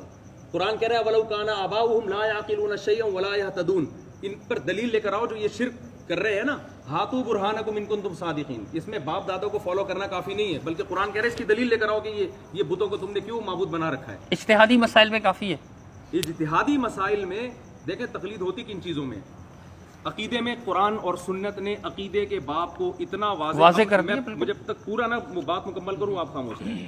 قرآن و سنت نے بیسک عقائد کے باب کو اتنا واضح کر دیا ہے کہ اس میں آپ عالم کو پرکھنے کے لیے بھی دلیل دیکھو گے کہ یہ عالم صحیح ہے بھی کہ نہیں ہے. آواز آئے گی کہ عالم کو پرکھنے کے لیے بھی، ورنہ تو قادیانی بھی صحیح ہو جائیں گے اور ہر ایک صحیح ہو جائے گا نا. تو پہلے یہ عقیدہ بھی اس کا درست ہے یا نہیں، اس کو قرآن و سنت نے، بلکہ یہ تو قرآن غیر مسلموں کے خلاف بھی حجت ہے جو علماء کو سرے سے مانتے ہی نہیں ہیں. ان کو بھی قرآن کہہ رہا ہے کہ ہاتھو برہانکم، جو اپنے شرک ہے اور جو تم آخرت کا انکار کرتے ہو ان پر دلائل لے کر آؤ. ابھی میری طرف توجہ رکھیں آپ. دوسرا مسئلہ ہوتا ہے مسائل کا، عقیدے کی بات تو مکمل، دوسرا مسئلہ ہوتا ہے مسائل کا. مسائل کے باب میں وہ مسائل جو اجماعی ہیں، جن کو قرآن و سنت نے اتنی وضاحت سے بیان کر دیا کہ اس میں اختلاف رائے ہو ہی نہیں سکتا، ان میں بھی کسی امام کو، کسی صحابی کو، کسی کو فالو کرنے کی ضرورت نہیں ہے. جیسے 5 نمازیں فرض ہیں، نمازوں کی رکعتیں ہیں، حج ہے، عمرہ ہے، یہ سارے موٹے موٹے اسلام کے بیسک مسائل ہیں، ان میں کوئی نہ کسی کے کو فالو کرنے کی ضرورت نہیں. کچھ مسائل ایسے ہیں جن میں اختلاف ہے، اس لیے کہ حدیث ادھر بھی ہے اور حدیث ادھر بھی ہے، اور ادھر بھی قرآن کی آیت ہے تو اس کے اپوزٹ دوسری حدیث ملے گی ہمیں. اس میں ایک عامی آدمی کنفیوز ہوتا ہے، کیونکہ اس میں اس کے پاس ضروری ہے کہ یا تو وہ خود مجتہد ہو، قرآن و سنت کا اتنا گہرا مطالعہ ہو کہ ایک ایک حدیث کی سند کی بھی اس کو تحقیق ہو، اور ایک ایک حدیث کا مفہوم بھی اس کے سامنے واضح ہو، ترجمہ بھی کتابوں سے نہ پڑھتا ہو، خود عربی اتنی جانتا ہو. اس پوری تفصیل کے بعد اللہ نے اس کو فہم و فراست بھی دی ہو، قرآن و سنت سے مسائل کے اخذ کرنے کا سلیقہ بھی دیا ہو. تو کسی کے اندر اگر یہ صلاحیت ہے کہ وہ براہ راست مسائل نکال سکتا ہے تو اس کے لیے بھی کسی دوسرے کی تقلید حرام ہے. لیکن جس کے اندر یہ صلاحیت نہیں ہے، اس کے پاس نہ تو خود یہ صلاحیت ہے کہ براہ راست قرآن سے مسائل نکال سکتا ہے، نہ وہ خود یہ صلاحیت ہے، تو اب وہ اس کے پاس اس کے علاوہ کوئی آپشن بچتا نہیں ہے کہ جس میں یہ صلاحیت ہے اس کو فالو کرنا شروع کر دے. لیکن جس کی صلاحیت ہے یا نہیں ہے اس کو پہلے پرکھے گا، ایسے نہیں کہ کسی کے بھی پیچھے چالنا شروع. جیسے تابعین نے صحابہ کو پر اعتماد کیا اور بالکل صحیح اعتماد کیا، بعد والے لوگوں نے چاروں اماموں پر اعتماد کیا اور بالکل صحیح اعتماد کیا، کیونکہ پوری امت نے ان پر اعتماد کیا. تو یہ عمل آپ اس کو بتائیں کہ یہ ناجائز ہے، ٹھیک ہے نا. میں نے آپ کی بات توجہ سے مائک دے دیجیے، بیچ میں رکھ لیتے ہیں، دونوں کی آواز آتی ہے. تو دیکھیں میں یہ عرض کر رہا تھا آپ سے کہ یہ جو آپ کہہ رہے ہیں نا کہ عقائد میں تکلیف جائز نہیں ہے، عقائد واضح ہے، مجھے اس سے انکار نہیں ہے. لیکن یہ جو آپ فرعی کی مثال دے رہے ہیں کہ فروع میں واجب ہے، مجھے اس کی دلیل دیتے ہیں. آپ فروع میں واجب ہے، عقائد میں جائز نہیں ہے. ایک منٹ میری بات تو سن لیں پلیز. دیکھیں آپ کہہ رہے ہیں کہ 2 حدیثیں اس کو تحقیق نہیں ہے، مثال کے طور پہ 2 حدیثیں اس کو اتنی تحقیق ہی نہیں ہے، ایک ایک راوی کا پتہ ہونا چاہیے. عقیدہ زیادہ اہم ہے، عقیدہ زیادہ اہم ہے تو مسائل عقائد میں بھی اختلافی مسائل موجود ہے. حتیٰ کہ ختم نبوت بھی تو عقیدے کا مسئلہ ہے نا. لیکن اسی طرح علم غیب کا مسئلہ ہے، اسی طرح نور و بشر کا اور بہت سارے مسائل ہیں. میں یہ عرض کر رہا ہوں کہ ایک مسئلے پہ 2 حدیث ہیں، مثال کے طور پہ 2 حدیثیں ایک مسئلے پر. عام مثال میں رفع الدین کی نہیں دوں گا، چونکہ آپ نے اپنی وائس میں کہا تھا کہ وہ رفع الدین کی بحث چھیڑ دے گا. میں نہیں چھیڑ رہا، میں یہ کہہ رہا ہوں کہ ایک مسئلے پہ 2 حدیثیں اور ایک ضعیف ایک نہیں. مسئلہ اجتہادی نوعیت کا ہے، فرعی نوعیت کا ہے، کفر اسلام کا نہیں ہے. یار یہ رفع الدین، فاتحہ خلف الامام، یہ کفر اسلام کے مسائل تو نہیں ہے نا، یہ کفر اسلام کے مسائل. تو اگر اس کو وہ حدیث ملتی ہے، وہ اس پر عمل کرتا ہے، اس کے لیے جائز ہے یا نہیں؟ اگر وہ غلطی بھی کرے گا تو کیا وہ اس غلطی کی وجہ سے اجتہادی مسئلہ ہے، فرعی مسئلہ ہے، لیکن اس نے دیکھا کہ یہ رسول اللہ صلی اللہ علیہ وسلم کی حدیث ہے، چلو میں اس کو فالو کرتا ہوں، حالانکہ وہ ہے حنفی، چلے حنفی کو بھی چھوڑ دے، وہ شافعی ہے، لیکن اس نے دیکھا کہ یہ مسئلہ ایسا ہے میرے مذہب میں، لیکن یہ حدیث ایسے، وہ حدیث پہ اگر عمل کر لیتا ہے تو کیا وہ گناہگار ہوگا؟ ایک عامی آدمی جس کو یہ نہیں پتا کہ یہ حدیث منسوخ ہے یا ناسخ ہے، یہ حدیث صحیح ہے یا ضعیف ہے، کیونکہ اس کا اپنا فیصلہ اس کے بارے میں یہ کہ یہ حدیث ضعیف ہے، یہ فیصلہ اس کا اپنا معتبر نہیں ہے، کیونکہ اس کو یہ اللہ نے علم عطا نہیں فرمایا، یہ صلاحیت عطا نہیں فرمائی ہے. لہذا اس کو ایسے موقع پہ کسی عالم پر اعتماد کرنا پڑے گا، اور وہ حدیث کو صحیح ہے ضعیف کہنے میں بھی تو عالم پر اعتماد کر رہے ہیں نا. سے بات کریں، میں آپ کی بات سمجھ، آپ کہہ رہے ہیں کہ اس میں اتنی صلاحیت ہی نہیں ہے کہ اس کو سمجھ سکے کہ یہ صحیح ہے یہ ضعیف ہے. یہ تو میں بات مان رہا ہوں، صلاحیت تو اس عقیدے میں بھی نہیں ہے. عقیدے میں آپ کہہ رہے ہیں کہ اس کے لیے تقلید حرام ہے، جائز ہی نہیں ہے، ناجائز ہے. جتنی بھی مذمت کی جائے کم ہے مولانا سرفراز خان صفدر صاحب کے الفاظ میں کہ عقائد کے مسئلے پہ جس کی تقلید کرنا ہے. چلیں وہ سمجھ گیا، ہمیں اب آگے چلیں نا. ٹھیک ہے مولانا سرفراز صاحب کو لے کے بیٹھ گئے آپ، آگے چلیں. ایک منٹ سوال کریں. تو مفتی صاحب ہیں، خیال رکھیں. دیکھیں حضرت، میں یہ کہہ رہا ہوں کہ عقائد میں تو مطلب عقائد میں اس کے پاس اتنا علم کہاں سے آ گیا؟ عقائد میں بھی تو اختلاف ہے، دلائل کا بھی اختلاف ہے، نصوص کا بھی اختلاف ہے. بات اختلاف سے مجتہدین کا اختلاف مراد ہوتا ہے، یہ نہیں کہ کوئی بھی قادیانی اٹھ کے اختلاف، اس کو ہم اختلافی مسئلہ نہیں کہتے. مجتہدین اور جو صحابہ میں جو اہل علم صحابہ تھے ان کے اختلاف کو ہم اختلافی مسئلہ کہتے ہیں، یہ ذہن میں رکھیں آپ. یہ اختلافی مسائل مطلب نہیں، جب ہم کہتے ہیں نا یہ مسئلہ اختلافی ہے تو اس کا مطلب یہ نہیں کہ وہ پکوڑے والے نے اختلاف کیا، تو پکوڑے والے کی بات نہیں کر رہا تھا، اس کا مطلب ہوتا ہے مجتہدین نے اختلاف کیا ہے یا قادیانی نے اختلاف کو ہم نہیں اس کو اختلاف کو اختلاف نہیں کہتے. میری بات سنیے گا، دیکھیے یہ جو جیسے عقیدہ علم غیب کا مسئلہ ہے، ٹھیک ہے، ایک خلق کثیر ہے جو کہتی ہے کہ رسول نبی مکرم صلی اللہ علیہ وسلم کو جمیع ما کان و یکون کا علم تھا. تو ہمارے علماء کرام کہتے ہیں کہ نہیں، ایسا نہیں تھا، جمیع تو نہیں تھا، ما کانا و یکون تو ہو سکتا ہے لیکن جمی نہیں تھا. تو اب یہ تو مسئلہ ہے کہ عامی کو کیا پتا کہ جمی ما کانا و ما یکون اور جمی کے بغیر ما کانا و ما یکون میں کیا مسئلہ ہے. ما کانا و یکون ہے کیا, ما کانا و ما یکون ہے کیا, ایک عامی کو نہیں پتا. ٹھیک ہے, وہ ایک قادری صاحب سے مسئلہ پوچھ لیتا ہے اور وہ اس کو کہتے ہیں کہ بھائی اللہ کے رسول صلی اللہ علیہ وسلم کو جمی ما کانا و یکون کا علم تھا اور اس میں غلطی میں مبتلا ہو جاتا ہے تو یہ اس کے لیے جائز نہیں ہے, حرام ہے. ٹھیک ہے, وہ گناہ گار ہوگا. لیکن اگر وہ اجتہادی مسئلے میں اگر وہ پوچھ لیتا ہے مفتی صاحب سے اور مفتی صاحب اس کو غلط جواب دے دیتے ہیں تو وہ گناہ گار نہیں ہوگا. اگر اس کو پتہ ہے کہ غلط جواب ہے تو پھر تو گناہ گار ہوگا, لیکن اگر اس کو پتہ نہیں ہے اور عقیدے میں اگر اس کو پتہ نہ ہو تو عقیدے میں تو اس پر تحقیق لازم تھی تو اس کے پاس وہ صلاحیت ہی نہیں ہے. پکوڑے والا کیوں نہیں ہے صلاحیت؟ عقیدے میں اللہ نے ہر ایک میں یہ صلاحیت رکھی ہے, توحید کا عقیدہ, رسالت پکوڑے کا والا عقیدہ. کیسے پتہ چلائے گا؟ بالکل پتہ چلے گا, ورنہ تبھی تو اللہ اس کو جہنم میں ڈالے گا. میری بات تو کہ سنیے, تمہیں جو ہے نا پکوڑے والے کو پتہ ہے تبھی نص پتہ چلے قطعی کیا گا ہے. کہ اللہ ایک ہوتا ہے. یہ دلائل تو 2 اور 2 4 کی طرح واضح ہے. حضرت آپ جذباتی ہو. پکوڑے والے کو پتہ ہے کہ نص قطعی کیا ہے اور محتمل کیا ہے, اس کو پتہ ہے. اس کو پتہ ہے کہ اللہ ایک ہے, ٹھیک ہے نا, اللہ تو ایک تو ہے, یہ عقلی دلیل ہے. یہ علم غیب عقیدے کا اس مسئلہ کو نہیں پتہ ہے ہے آپ کہ کے یہ نزدیک. پوری امت کا اجماع ہے کہ نبی آخری نبی ہیں. مفتی صاحب, ٹھیک ہے نا, مفتی صاحب, علم غیب عقیدے کا مسئلہ ہے یا نہیں؟ بالکل عقیدے کا مسئلہ ہے. ہاں, تو ایک پکوڑے والے کو کیا پتا کہ جمی ما کا ملکن کی جو روایت پیش کی جا رہی ہے وہ ضعیف ہے. پکوڑے والے کو جمی و ما کانا و ما یکونو کی اصطلاح معلوم نہیں, لیکن وہ اگر وہ کہتا ہے کہ نبی کو ماضی کا بھی علم, مستقبل کا بھی علم, حال کا بھی, ہر چیز کا علم ہے, تو وہ اس یہ کے سامنے آیات رکھی جاتی ہیں, علماء ان کی آیات اس پر لازم ہے کہ وہ اس کی تحقیق کرے کہ دوسری طرف کی آیتیں کون سی ہیں, کیونکہ یہ عقیدہ تو قرآن نے اتنی واضح بیان کیا ہے کہ ایک آیت اس کے سامنے آ گئی. اجتہادی مسائل میں اگر وہ تحقیق کر لے تو کیا یہ ناجائز ہو جائے گا اس کے لیے؟ اجتہادی مسائل میں وہ تحقیق کرنا اس کے لیے ناجائز نہیں ہے, لیکن میں جائز کہتا ہے ہوں, ارے بات تو سنیں نا پوری کمپلیٹ ہو. جب مجتہدین کا کسی مسئلے میں اختلاف ہوا ہے نا, یہ اختلاف اس کی علامت ہے کہ اس میں دلائل اتنے آسان نہیں ہیں. اتنے آسان ہوتے تو اتنے بڑے بڑے مجتہدین کا اس مسئلے میں اختلاف نہ ہوتا. تو مجتہدین کا اس اختلاف ہونا اس کی علامت ہے کہ یہ اتنا ہلکا مسئلہ نہیں ہے جتنا آپ سمجھ رہے ہیں کہ پکوڑے والا بھی اس کو حل کر لے گا بیٹھ کے. یہ ہے اصل بات. جبکہ عقیدے کا مسئلہ واضح ہے, تو مجتہدین کا اختلاف ہونا, کیونکہ آپ دیکھ رہے ہیں کہ ایک حدیث صحیح ایک ضعیف ہے, بالکل ٹھیک ہے, ایسا ہی ہے. ایسے موقع پہ صحیح حدیث کو لیا جائے گا, لیکن 2 صحیح حدیثیں ٹکرا رہی ہیں. ایک مجتہد ایک حدیث کا ایک مفہوم لے رہا ہے, دوسرا مجتہد اس حدیث کا دوسرا مفہوم لے رہا ہے. اس میں عامی آدمی کے پاس اسلم راستہ یہ ہے کہ وہ ایک کو فالو کرے اور دوسرے پر تان و تشنیع نہ کرے. میں اس کی ایک مثال دیتا ہوں. ایک اہل حدیث کا میرے پاس فون آیا, اس نے مجھے کہا کہ میں ایک لڑکی سے شادی کرنا چاہتا ہوں, اس کا ابا راضی نہیں ہے, ٹھیک ہے نا, ابا راضی نہیں ہے. لاہور سے فون آیا میرے پاس, تو کیا میرے لیے یہ نکاح جائز ہے یا نہیں؟ میں نے ان سے کہا آپ کس مسلک کو فالو کرتے ہیں؟ اس نے کہا میں اہل حدیث ہوں لیکن میں مسلک کو فالو نہیں کرتا, مجھے دلیل سے جواب چاہیے. میں نے ان سے ایک بات کہی, میں نے کہا آج تک آپ اہل حدیث سے مسئلے پوچھتے رہے ہیں, دلیل آپ ان سے پوچھتے رہے ہیں, ٹھیک ہے نا, آج آپ حنفی عالم سے کیوں پوچھ رہے ہیں دلیل؟ تو اس نے کہا دیکھیں اس بحث کو چھوڑیں آپ, میں جو ہے نا میں دلیل سے بات کرتا ہوں, تو آپ جو ہے نا دلیل بتائیں کہ بغیر باپ ولی کی اجازت کے بغیر لڑکی سے نکاح جائز ہے یا نہیں. میں نے کہا میرے پاس بہت دلائل ہیں لیکن میں آپ کو نہیں دوں گا. اس لیے نہیں دوں گا کہ دیکھیں یہاں ہو کیا رہا ہے, ایک مسلک کو فالو کرنے کا کیوں حکم دیا جا رہا ہے. جب ابو حنیفہ نے کہا کہ بغیر ولی کے نکاح جائز ہے تو دلیل ابو حنیفہ کے پاس بھی ہے. جب امام شافعی نے کہا کہ بغیر ولی کے نکاح جائز نہیں ہے تو دلیل ان کے پاس بھی ہے.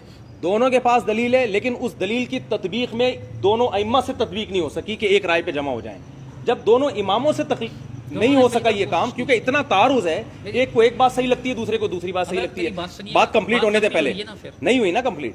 تو جب ان سے یہ مسئلہ حل نہیں ہوا تو ایسے موقع پہ ایک عامی آدمی کے لیے احون یہ ہے کہ وہ ایک کی رائے کو فالو کرے, چاہے اس کے اگینسٹ جا رہی ہو چاہے اس کے حق میں جا رہی ہو. اگر عوام کو آپ اجازت دے دیں گے پینترے بدلنے کی تو وہ طلاق کے مسئلے میں اہل حدیث کو فالو کریں گے. علماء کو اجازت ہے پینترے بدلنے کی, اور مفتی صاحب ایسے معاملے میں علماء کو اجازت ہے کہ وہ پینترے بدلے. علماء کو دلیل کی, وہ عالم جو اپنے آپ کو مجتہد سمجھتا ہے, جس کا یہ دعویٰ ہے کہ میں مجتہد ہوں, اس کو پینترا بدلنے کی اجازت ہے. مطلب مجتہد کب تک رہے آپ کے خیال سے؟ جب اس کو قرآن و سنت پر بھرپور عبور حاصل ہو جائے اور وہی سمجھتا ہو. جو مشہور مجتہد ائمہ ہیں ان کے بعد بھی مجتہد ابھی یہ 14ویں 15ویں صدی میں 13ویں صدی میں بھی عقلاً ممکن ہے, آ سکتا ہے, لیکن ہیں ہوئے, مجھے نہیں پتا ہے کہ نہیں ہے, نہ یہ میری بحث. میں کیا کروں گا اگر ہے بھی تو میں نے کیا کرنا نہیں. اچھا ٹھیک ہے, کھلا ہوا اجتہاد میری بات کوئی بھی پیدا ہو سکتا ہے, تو جو بھی پیدا ہوگا وہ نہ کرے کسی کی تقلید. حضرت میری بات تو سنیں, آپ مثال پیش کر رہے ہیں نا کہ ایک امام کو فالو کرنا ہوگا. امام ابو یوسف رحمۃ اللہ علیہ نے ایک حمام سے غسل فرمایا. یہ فتاوی شامی میں لکھا ہوا ہے, آپ چاہیں گے تو میں بھی شو کر سکتا ہوں, کتاب گاڑی میں رکھی ہوئی ہے. مجھے اس کا جواب دیں جو اہل حدیث عالم کا میں نے کہا کہ یہ اگر ہم اس کو پابند نہ کریں ہاں تو پینترے بدلے گا کہ نہیں بدلے گا؟ تو میں ایک طلاق جب دی جائے نا, ایک یہ طلاق پابند کس دلیل سے کریں گے آپ؟ اس دلیل سے کہ اللہ زمین میں فساد کو پسند نہیں کرتے. شہوت پرستی کے ہر دلیل قرآن و سنت سے نہیں ہوتی. تو شہوت پرستی قرآن و حدیث سے نہیں رک سکتی کہ مجھے پابند کر دیں کہ آپ قرآن و حدیث کو فالو ہم کریں کہہ گے رہے ہیں قرآن و حدیث کو فالو کرو, لیکن اختلافی مسئلے میں چونکہ دونوں طرف دلیل ہیں, اس کو فالو کرو گے تو بھی قرآن و حدیث کو فالو کرنا کہلائے گا, اس کو فالو کرو گے تو بھی. میری بات تو سن ہی نہیں رہے نا آپ بات میری, جب اس کو بے لگام چھوڑ دیں گے آپ میری بات ہی نہیں تو وہ شہوت پرستی کا راستہ اختیار کرے گا, اور قرآن اس شہوت پرستی کو پسند نہیں کرتا. اس کی میں آپ کو ایک مثال دیتا ہوں, میں قرآن سے مثال دیتا ہوں. میں اس کی ایک منٹ صبر کیجیے نا, میری بات تو سنیے. کیوں میں آپ کیوں نہیں سن رہے میری بات؟ مجھے تو آپ بولنے ہی نہیں دے رہے مجھے, جب سے آپ گھنٹے سے تو آپ بول رہے ہیں. ایسا نہیں ہے حضرت, آپ جب یہ ریکارڈنگ سنیں گے تو آپ دیکھیں گے کہ آپ کی بات بہت زیادہ ہو رہی ہے. بولنے پر گورنمنٹ کی طرف سے دیکھیں کوئی پابندی نہیں. مجھ پہ پابندی ہے گورنمنٹ کی طرف سے, مجھ پہ گورنمنٹ نے پابندی لگائی ہے, مفتی طارق مسعود پر پابندی نہیں ہے. بھائی میں بھی اسی گورنمنٹ کا فرد ہوں نا حضرت, میں بھی اسی گورنمنٹ کا فرد ہوں. آپ مجھے اینڈ تک بولنے دیتے ہیں؟ میں بھی اسی گورنمنٹ کا فرد ہوں جس گورنمنٹ میں آپ رہتے ہیں. میں انڈین گورنمنٹ کا نہیں ہوں بھائی. بول کے مکمل خاموش ہو جائے نا پھر مجھے بولیں. اس لیے میں کہہ رہا ہوں ٹائم دیں. ٹھیک ہے, جب اینڈ ہو جائے نا آپ کا, پھر جب میں بولوں گا تو آپ نے درمیان میں حرف نہیں. ٹائم طے کر لیتے ہیں پھر 5 منٹ کا. آپ 10 منٹ بولیں. نہیں 5 منٹ رکھ لیتے ہیں نا. آپ 10 منٹ بولیں. جی بات یہ ہے کہ اس وقت جو اکرم بھائی بیٹھے ہیں نا, ہاں اکرم بھائی سے ٹائم دیا تھا مفتی صاحب کا, ہم نے مفتی صاحب ٹائم دیا تھا بات کرنے کے لیے. جی تو میں بنیادی بات یہ کرنا چاہ رہا ہوں کہ اس وقت جو یہاں پر جو محفل نشست ہوئی تھی نا, دیکھو 11:30 بج گئے, 10 بجے بات شروع ہوئی ہے. بات کسی نتیجے پہ میری عقل کے حساب سے اس وجہ سے نہیں پہنچ رہی کہ مفتی صاحب نے ہمارے کو ٹائم دیا تھا کہ بھائی آج مناظرہ نہیں ہوگا, آج صرف ہماری جو تکلیف کے اوپر جو وضاحت ہے, ڈیفینیشن ہے, اس کے اوپر بات ہوگی, لکھت پڑھت ہوگی, پھر ہم اگلی نشست کے اندر انشاءاللہ اس کے اوپر مناظرہ کریں گے. جو ہی بات تو یہ مناظرہ نہیں ہو رہا, بات سے بات نکلی ہے. بات سے بات وہی میں پوری کر رہا ہوں نا. اب دیکھو 11:30 ہو گئے جی, بات کسی نتیجے, ابھی کبھی بات کسی موضوع پہ جا رہی ہے, کبھی کسی میں آپ کوئی بات کر رہے ہیں, مفتی صاحب بات کر رہے ہیں, بات کسی مقصد پر نہیں پہنچ پا رہی. اب اس کی وجہ یہ دیکھو 11:30 بھی ہوگا, 1:30, 2, 2:30 بھی بج جائیں گے. ہم یہ چاہ رہے ہیں کہ اس وقت جو آج بیٹھے تھے یہاں پر کہ بھائی آپ تقلید کی ڈیفینیشن پیش کریں کہ آپ ڈیفینیشن دیکھیں دانش بھائی پیش ہو چکی. میں نے اپنا موقف بھی بتا دیا کہ ہمارے نزدیک تو ہے ہی نہیں نا تقلید, تو حضرت نے اپنا موقف ہی نہیں بتایا. حضرت میں اگلا سا بندہ بات کرو, بات تو سن لیں نا حضرت. میں یہ کہہ رہا ہوں کہ مفتی صاحب نے ہمارے سے بات کی تھی کہ بھائی آج اہل حدیث علماء جو بھی آئیں گے ان سے یہ بات ہوگی بھائی آپ تقلید کی ڈیفینیشن لکھ کے دیں گے, اس کے اوپر وضاحت کے اوپر ہم تحریری طور پہ لکھ کے دیں گے. اس کے بعد اگلی نشست کے اندر بات ہوئی تھی, تقلید پہ بات ہوگی, پہلے آپ سے یہ بات ہوئی تھی نا.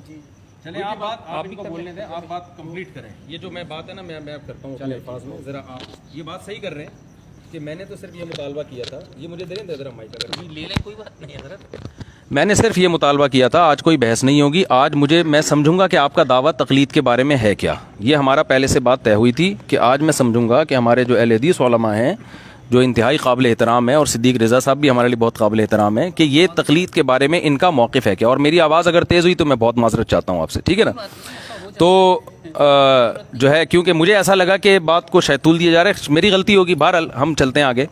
تو آج جو یہ مجلس میں طے ہوا تھا, یہ ہوا تھا کہ آپ تقلید کو ڈیفائن کریں گے کہ تقلید آپ کی نظر میں ہے کیا. کیونکہ آپ ایک معنی بیان کر رہے ہیں, میں دوسرا معنی بیان کر رہا ہوں, تو دونوں کا دعویٰ ہی سیم نہیں ہے, تو وہ مرغے جیسی مرغوں کی لڑائی ہوتی ہے نا. صحیح ہے نا, کہ ان کو یہ نہیں پتا کہ یہ بحث کس چیز پہ کر رہے ہیں. تو اس کی مثال ایسے ہے جیسے میں ایک دفعہ کسی گاؤں میں بیٹھا ہوا تھا, تو ہمارے کوئی اجنبی شخص آیا ملنے کے لیے, تو اندھیرا تھا, نہ میں ان کو پہچانا نہ وہ مجھے. میں نے ان سے پوچھا آپ کون؟ انہوں نے کہا کہ میں فلاں علاقے میں رہتا ہوں. میں نے کہا میں بھی فلاں علاقے میں. انہوں نے کہا کہ آپ جو ہے کیا کرتے ہیں, کس مدرسے میں پڑھتے ہیں؟ میں نے کہا اس مدرسے میں. انہوں نے کہا میں بھی اس مدرسے میں. اور میں نے کہا کہ آپ کا آفس کہاں ہے؟ انہوں نے کہا وہاں ہے. میں نے کہا میرا بھی وہاں ہے. تو پتہ چلا کہ وہ ہمارے ہی کلاس فیلو تھے اور دونوں ایک ساتھ بیٹھا کرتے تھے, ٹھیک ہے نا. تو تقلید کا کوئی ایسا مفہوم اگر آپ پیش کر رہے ہیں کہ جس میں میرا آپ سے اختلاف ہی نہیں ہے, صرف لفظی اختلاف چل رہا ہے نا, کہ آپ اس کو اتباع کا نام دے رہے ہیں, میں اس کو تقلید کا نام دے رہا ہوں, تو گھوم پھر کے رزلٹ وہی نکل رہا ہے, تو پھر ہماری بحث ہی نہیں ہے, ٹھیک ہے نا. کہ آپ اس کو ہاں کہ جو یہ اختلافی لفظی ہے, تو پھر اس پہ بحث کس بات کی. سنیں میری بات نا, تو اب کمپلیٹ کرنے دیں. تو میں نے تو یہ نشست آج آپ کو اجازت دی تھی کہ آپ آنا چاہتے تھے, میں نے کہا آئیں آپ, ہم بیٹھ کے یہ طے کریں گے کہ اختلاف ہے کیا. تو دیکھیں اسٹیپ بائی اسٹیپ اختلاف چلتا ہے. تو پہلے میں نے پوچھا کہ تقلید کی ڈیفینیشن کیا. آپ نے کہا بغیر دلیل کسی بات کو ماننا. تو میں نے کہا یہ اگر آپ کا دعویٰ ہے کہ یہ حرام ہے, تو بہت سے تابعین نے صحابہ کی بات کو بغیر دلیل کے فالو کیا ہے. تو اس کا مجھے ایسا لگتا ہے کہ جواب نہیں ملا ابھی تک, ٹھیک ہے نا. آپ کہہ رہے ہیں کہ یہ فاسألوا اہل الذکر ان کنتم لا تعلمون میں داخل ہے. تو صحابہ کو تابعین کو قرآن نے عوام کو حکم دیا ہے کہ تمہیں اگر علم نہیں ہے تو اہل علم سے پوچھو. تو میں نے کہا تابعی کو علم نہیں تھا, انہوں نے اہل علم سے پوچھا اور دلیل نہیں مانگی, تو بغیر دلیل کے انہوں نے پوچھا, اور ظاہر ہے پوچھا فالو کرنے کے لیے نا, تو اس کو فالو بھی کیا, تو وہ بغیر دلیل کے فالو تو ہو گیا نا. جب بغیر دلیل کو فالو ہو گیا ہے تو آپ کہہ رہے ہیں کہ یہ عمل بھی جائز نہیں ہے, تقلید ہے یہ, تو آپ کہیں کہ یہ وہ والی تقلید نہیں ہے جس کو ناجائز کہتے ہیں, یہ جائز والی تقلید ہے, یا تو آپ یوں کہیں, ٹھیک ہے نا. تو ہم کہیں گے ہم بھی یہ والی کو جائز کہتے ہیں, ہم بھی یہ والی کو جائز کہتے ہیں, وہ والی کو ہم بھی ناجائز کہتے ہیں کہ جو قرآن و سنت کے اگینسٹ آپ کسی کو فالو کر رہے ہیں. تو بات پھر میں بتا دوں کہ تقلید ان مسائل میں ہوتی ہے, یعنی بغیر دلیل کے, اور پہلی بات یہ کہ تقلید عامی کی نہیں ہوتی, اس مجتہد کی ہوتی ہے جس کو آپ بھی مانتے ہیں, میں بھی مانتا ہوں, جس کو پوری امت مانتی ہے کہ بھائی یہ قرآن و سنت کا علم ہم سے زیادہ رکھتے تھے اور ان کے دل میں اللہ کا خوف بھی تھا, اور اس ان کے مجتہد ہونے کی دلیل کیا ہے؟ امت کی گواہی, کیونکہ اجماع امت ہے نا. جیسے اس قرآن کے قرآن ہونے کی دلیل کیا؟ امت گواہی دیتی ہے کہ وہی قرآن ہے. اجماع امت ایک خود دلیل ہے. تو ایسے مجتہد کی جس کو پوری امت مانتی ہو, اس کی بھی ہر مسئلے میں نہیں, ان مسائل میں جن میں دلائل دونوں طرف ہوں, صحیح حدیثیں ہیں دونوں طرف صحیح حدیثیں, ایک مجتہد ایک مطلب لیتا ہے, دوسرا مجتہد دوسرا مطلب لیتا ہے, یا حدیث تو نہیں ہے لیکن اگینسٹ میں ایک قرآن کی آیت ہے, حدیث اس کے اگینسٹ جا رہی ہے, ایک مجتہد قرآن کو فالو کر رہا ہے, دوسرا مجتہد حدیث کو فالو کر رہا ہے, یا ایک مجتہد حدیث کو چھوڑ رہا ہے لیکن لگ رہا ہے کہ چھوڑ نہیں رہا, بلکہ وہ حدیث کا ایسا مفہوم بیان کر رہا ہے جو آپ کا نہیں ہے. جیسے حج تمتع کے بارے میں عبداللہ بن عمر نے یہ کہا تھا کہ میں اپنے باپ کی مانوں یا نبی کی مانوں, میں نبی نے حج تمتع کیا تو میں بھی کروں گا. تو لیکن ہم کہتے ہیں کہ ابو بکر, عمر اور عثمان نے حدیث نہیں چھوڑی, بلکہ انہوں نے حج تمتع والی حدیث کا وہ مفہوم بیان کیا کہ اس سے اب حدیث کی مخالفت نہیں ہو رہی. تو بعض یہ ہم بھی کہتے ہیں, تو مفہوم وہ بیان کیا انہوں نے. عبداللہ بن عمر نے حدیث کے ظاہر کو لیا, انہوں نے حدیث کے ظاہر کو نہیں لیا, انہوں نے کہا اس کا دوسرا مفہوم ہے. تو آپ ایک عامی آدمی کو ہم یہ کہتے ہیں کہ جب دلائل دونوں طرف ہیں, یا تو آپ اتنے بڑے مجتہد بنیں کہ آپ میں خود یہ صلاحیت ہو کہ ان فروعی مسائل میں آپ اپنی رائے قائم کر سکیں. اگر آپ میں یہ صلاحیت نہیں ہے تو اب عامی کو یا تو یہ اختیار دیا جائے کہ وہ جب چاہے جس عالم کی بات کو فالو کرے. اس میں جو فساد ہے میں نے آپ کو بتا دیا.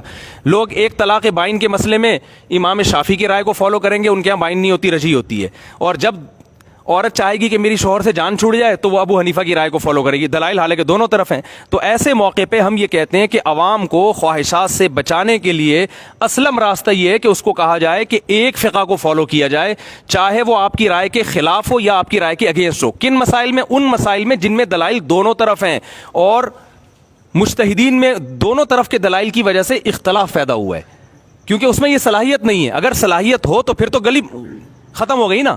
تو جس میں صلاحیت ہے وہ نہ کرے. ہم اس کو کب کہہ رہے ہیں؟ اگر کوئی یہ سمجھتا ہے کہ مجھ میں یہ صلاحیت ہے کہ میں قرآن و سنت کا اتنا بڑا عالم بن گیا ہوں کہ جن مسائل میں مجتہدین فیصلہ نہیں کر سکے, مجتہدین کی ایک رائے نہیں ہو سکی, میں اس میں اپنی رائے دے سکتا ہوں. اگر کوئی اپنے آپ کو اتنا بڑا سمجھتا ہے تو وہ نہ کرے. لیکن ایک عامی آدمی جو یہ اپنے آپ کو یہ نہیں سمجھتا, وہ اعتراف کرتا ہے بھائی میرے پاس علم نہیں ہے, تو اس کو کیا بے لگام چھوڑ دیا جائے کہ جس مسلک کی جب چاہے وہ کرے؟ تو اس کا تو خواہشات کا دروازہ کھلے گا نا. تو بہتر نہیں ہے کہ اس کو فالو کیا جائے. اور یہ بات صحابہ سے بھی ثابت ہے. اس کی مثال ایسے ہے جیسے مصحف عثمانی سے پہلے بہت سارے مصحف تھے, لیکن اس میں خطرہ اس بات کا, حالانکہ وہ نبی کے دور کے مصحف تھے, لیکن اس میں خطرہ یہ تھا کہ امت اختلاف و انتشار کا شکار ہوگی. تو اس لیے حضرت عثمان نے کیا کہ ان چاروں کو ختم کر کے اس سارے جو درجنوں مصاحف تھے ان کو ختم کر کے ایک مصحف پہ جمع کیا. یہ ایک انتظامی چیز تھی امت کو فتنے سے بچانے کے لیے. تو ہم بھی یہ کہتے ہیں کہ ہر آدمی کو اگر آپ بے لگام چھوڑ دیں گے نا, جب چاہے جو چاہے حدیث اٹھا کے, تو غامدی بھی حدیث کی باتیں کر رہا ہے, انجینئر صاحب بھی حدیث کی باتیں کر رہے ہیں, پھر قواریت اس سے پھیلے گی. اسلم طریقہ یہ ہے کہ جو قرآن و سنت پہ ریسرچ ہو چکی ہے انہی میں سے کسی ایک پر اعتماد کیا جائے اور دوسرے کو برا بھلا نہ کہا جائے. تو میری رائے یہ ہے کہ امت کو ٹوٹنے سے, اختلاف و انتشار سے اور خواہشات سے بچانے کے لیے میرے پاس یہ پیکج ہے اور اس سے بہتر پیکج نہیں ہے. اگر آپ کے پاس کوئی دوسرا پیکج ہے, جو آپ کا پیکج کیا ہے, آپ کا پیکج یہ ہے کہ نہیں, ہمارا پیکج بھی آپ تسلی سے سنیں گے نا. تو آپ کا پیکج یہ ہے کہ نہیں بھائی لوگ خود فیصلہ کریں کون سی حدیث صحیح ہے کون سی حدیث ضعیف ہے, جو حدیث ان کو صحیح لگتی ہے اس پر چلیں, اس میں ان کو مجتہدین کی رائے کو فالو کرنے کی ضرورت نہیں ہے, کیونکہ آپ کا خیال یہ کہ ان میں یہ صلاحیت ہے, میرا خیال یہ کہ ان میں صلاحیت نہیں ہے. اب یہ کہ ان میں صلاحیت ہے یا نہیں ہے اس کا قرآن و حدیث سے تعلق نہیں ہے, اس کا مشاہدے سے تعلق ہے. میں کہتا ہوں جن میں صلاحیت ہے وہ ان کو میرے سامنے بٹھائیں تو میں ثابت کروں گا کہ نہیں ہے صلاحیت. آپ کہتے ہیں ان میں صلاحیت ہے, ٹھیک ہے نا. تو یہ جو ہے نا کہ کیا عوام میں یہ صلاحیت ہے کہ فروعی اختلافی مسائل کو وہ خود سے حل کر سکتی ہے, تو یہ صلاحیت پر قرآن و سنت سے دلیل نہیں, اس پر مشاہدے سے دلیل مانگی جائے گی. کہ مشاہدہ یہ ہے کہ عام آج کے دور میں 15ویں صدی میں عوام جاہل ہے, اس کے اندر یہ صلاحیت نہیں ہے. اگر آپ اس کو دیں گے تو وہ فتنے پیدا ہوں گے جو یوٹیوب پہ پیدا ہو چکے ہیں, اور ہر آدمی قرآن و سنت کے نام پہ لوگوں کو الو بنائے گا. وہ تو اس سے بہتر ہے, احون یہ ہے کہ بجائے خود فنٹر بننے کے جو مجتہدین پہلے سے گزر چکے ہیں ان میں سے کسی ایک کی اتباع کی جائے اور دوسروں پر انگلی نہ اٹھائی جائے. یہ اس سے محبتیں بھی رہیں گی, جیسے کہ صدیوں سے ایسا ہوتا ہے. حنفی بھی ہیں, شافی بھی ہیں, مالکی بھی ہیں, حنبلی بھی ہیں. آج تک میرے علم میں نہیں ہے کہ ان کے پھڈے ہوئے ہیں. اگر کبھی تاریخ میں 2-4 لڑائیاں ہوئی وہ ایک الگ بات ہے, لیکن نارملی نہیں ہوتی. تو یہ ایک اسلم طریقہ ہے. لیکن جب سے آپ امت کو بے لگام چھوڑ دیں گے تو لیبل ہر شخص قرآن و سنت کا لگائے گا, مگر نتیجہ وہ نکلے گا جو آج نکل رہا ہے. دیکھیے بات پھر لمبی ہو جاتی ہے, کافی کچھ باتیں درمیان میں آ گئیں, ہر ایک بات کا تو جواب ممکن نہیں ہے. جو مفتی صاحب نے پیکج پیش کیا تو یہ مفتی صاحب کا پیکج تھا. میں آپ کو ایک پیکج پیش کر دیتا ہوں کہ آپ دیکھیں عقیدے کے مسئلے پر آپ اس پر لازم کرتے ہیں کہ وہ عقیدے کی گمراہی جو ہے نا, دیکھیں اجتہادی مسائل ہے, مثال کے طور پر آپ اجتہادی مسائل ہیں, حنفیوں کے ہاں مختلف ہے. اب ہمارا بھی کوئی بھی ایسا مسئلہ ہوگا ایک آدھ مسئلے کے علاوہ, ٹوٹل ایک آدھ مسئلے کے علاوہ باقی تمام مسائل میں ہم جن مسائل پہ عمل کر رہے ہیں, شوافع, حنابلہ, مالکی ہمارے ساتھ ہوتے ہیں, بسا اوقات تینوں ساتھ ہوتے ہیں. اکثر و بیشتر شوافع اور حنابلہ کا بھی وہی مسئلہ ہوتا ہے جو ہمارا ہوتا ہے. آپ پڑھے لکھے آدمی, آپ کو تو پتہ ہے, عوام کو اتنا پتہ نہیں ہوگا. تو حضرت ایک منٹ میری بات مکمل. میں یہ عرض کر رہا تھا کہ عقائد میں گمراہی کے زیادہ چانسز ہے, اور عقائد کی گمراہی سے انسان مشرک بھی ہو سکتا ہے, عقائد کی گمراہی سے انسان کافر بھی ہو سکتا ہے. اجتہادی نوعیت کے مسائل کی غلطی سے آپ اس کو کافر مشرک بہرحال نہیں کہیں گے. زیادہ زیادہ کہیں گے خواہشات نفسانیہ پر عمل کر لیا, زیادہ زیادہ یہ کہیں گے, لیکن آپ یہ نہیں کہیں گے کہ یہ کافر ہو گیا, وہ مشرک. مثال بھی دیتا ہوں, اگر کوئی قبر پرست بن جائے, غیر اللہ کو پکارنے والا بن جائے, تقلید سے آپ نے اس کو آزاد رکھا ہوا ہے کہ وہاں اس پر تقلید کرنا واجب نہیں ہے, بلکہ اس پر دلائل سیکھنا واجب ہے, اور اس نے کسی طرح ٹوٹے پھوٹے دلائل سیکھ لیے, پکوڑے والے نے اور تیل والے نے اور موچی نے ٹوٹے پھوٹے دلائل سیکھ کر اس نے قبروں سے غیر اللہ سے مدد مانگنا شروع کر دی, قبروں کو سجدہ کرنا شروع کر دیا, تو آپ نے اس پر واجب کیا ہوا ہے کہ جی وہ عقیدہ خود سیکھے. اس تقلید جائز نہیں ہے, حرام ہے اس پر. دلیل اس کی یہی آپ نے دی قرآن و سنت سے, ٹھیک ہے. تو فرو میں وہ جو ہے نا اگر کرے گا تو یہ جو ہے وہ گمراہ ہو جائے گا, فنٹر بنے گا. تو یہ ہم کہتے ہیں فنٹر بننے کی ضرورت نہیں ہے. قرآن و حدیث کو, اللہ کے رسول صلی اللہ علیہ وسلم کی حدیث ہے کہ یا ایھا الناس انی ترکت فیکم امرین ما ان اعتصمتم به فلن تضلوا ابدا. اے لوگوں میں تمہارے درمیان 2 چیزیں چھوڑ جا رہا ہوں, اگر تو ان 2 چیزوں کو مضبوطی سے تھام لوگے تو کبھی گمراہ نہیں ہوگے. کتاب اللہ و سنتی, اللہ کی کتاب, رسول اللہ صلی اللہ علیہ وسلم کی سنت, یہ دونوں گمراہی سے بچنے کے لیے کافی. المستدرک للحاکم کی یہ حدیث ہے, امام حاکم و امام ذہبی نے اس کی سند کو صحیح قرار دیا ہے. تو یہ جو حدیث ہے رسول اللہ صلی اللہ علیہ وسلم کی, یہ ہے معاملہ.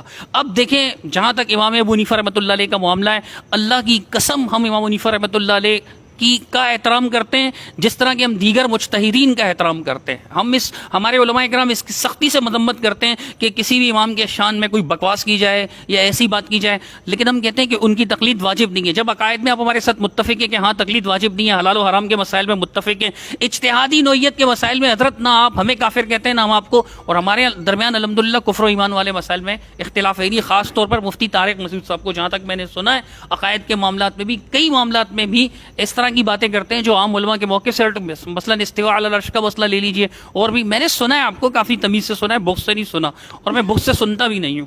ہماری محفل بہت اچھی ہوئی الحمدللہ, آوازیں بعض اوقات بلند ہوئی ہیں, میری بھی, مفتی صاحب کی بھی, اور ایسی مجلسوں میں ایسا ہو جاتا ہے. کوئی بات نہیں, کوئی نامناسب بات نہ ان کے منہ سے میرے لیے نکلی, نہ میرے منہ سے ان کے لیے نکلی انشاءاللہ, اور آئندہ بھی نہیں نکلے گی. جیسے انہوں نے کہا کہ میں احترام کرتا ہوں, میرے لیے بھی قابل احترام ہے, میرے بھائی ہیں, دینی بھائی ہیں.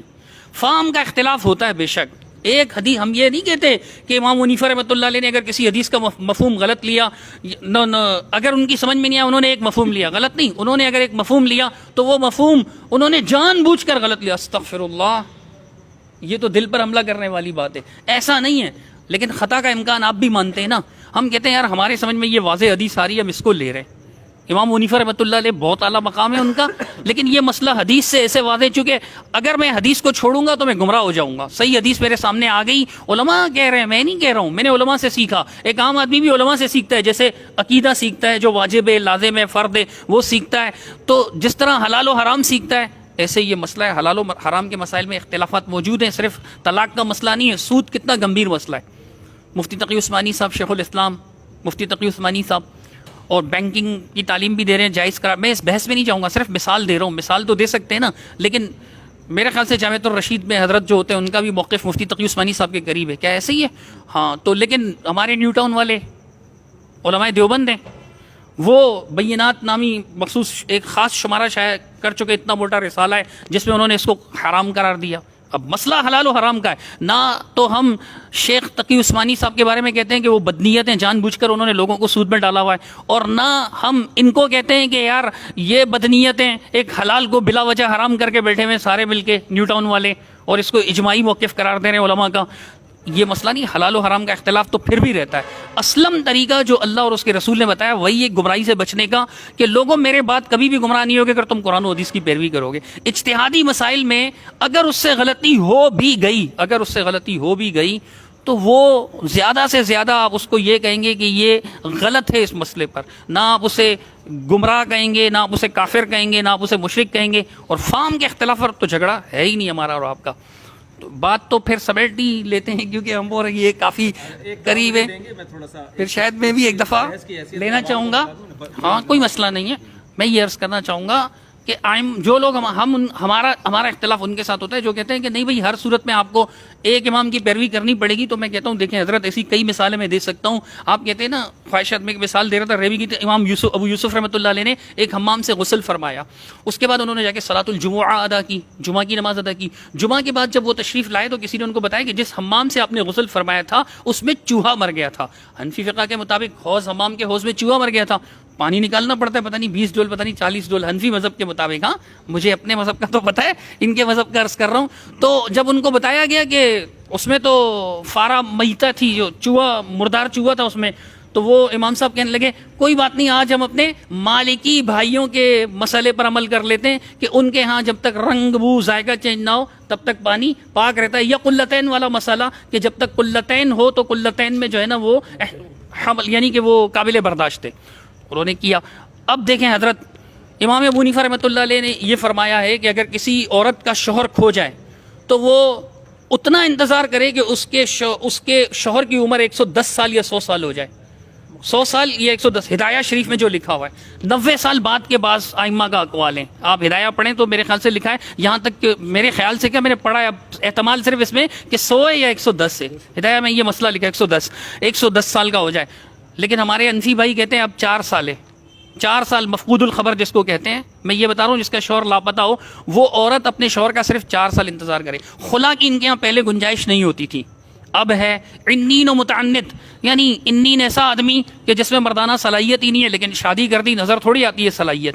تو اب وہ عورت بولتی رہے، اس کی کوئی اس کے لیے خلاصی نہیں تھی. یہ مفتی تقی عثمانی صاحب نے بھی مثالیں دی ہیں. اس مسئلے میں انہوں نے امام حنیفہ رحمۃ اللہ علیہ کے مسئلے کو چھوڑ دیا ہے. تو جہاں اتنے مسائل میں اگر آپ امام حنیفہ رحمۃ اللہ علیہ کے مسئلے کو چھوڑتے ہیں، 2-4 مسئلوں میں ہم چھوڑ دیں تو ہم پر گمراہی کا فتویٰ نہ لگائیں.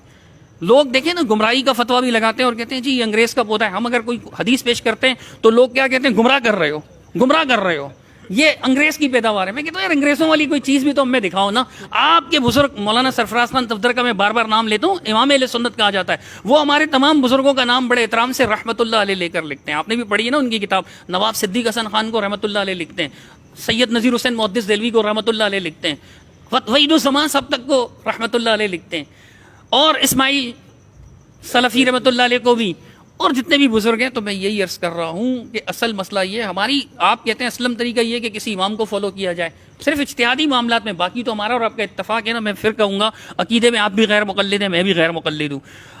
قرآن کو ماننے میں آپ بھی غیر مقلد ہیں، میں بھی غیر مقلد ہوں. حدیث کو ماننے میں آپ بھی غیر مقلد ہیں، میں بھی غیر مقلد ہوں. سامنے کہہ رہا ہوں حلال و حرام کے مسئلے میں آپ بھی غیر مقلد ہیں، میں بھی غیر مقلد ہوں. اجتہادی مسائل میں آپ مقلد ہیں، میں نہیں ہوں.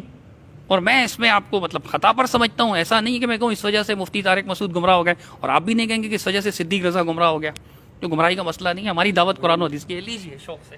یہ میں پبلک کو ذرا بتانا چاہتا ہوں کہ یہ ہماری کوئی مناظرہ نہیں تھا, یہ افہام و تفہیم کے لیے ایک بحث تھی. اس میں ظاہر آوازیں اونچی ہو جاتی ہیں کیونکہ گوشت کھاتے ہیں ہم, ٹھیک ہے نا.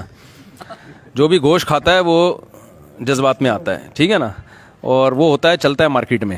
باقی یہ کہ جو میرا موقف ہے نا اہل حدیث کے بارے میں بیانات میں بھی کہہ چکا ہوں کہ یہ جو آپ نے مثالیں دی, ہم نے فلاں موقع پر امام حنیفہ کے قول کو چھوڑ دیا, تو وہ تو مشائخ نے خود بخود یہ کام کر دیا ہے کہ بعض مسائل ایسے ہیں جس میں امام حنیفہ کے پاس حدیث پہنچی نہیں تھی, تو بعد والے لوگوں نے اس مسئلہ چینج کر دیا.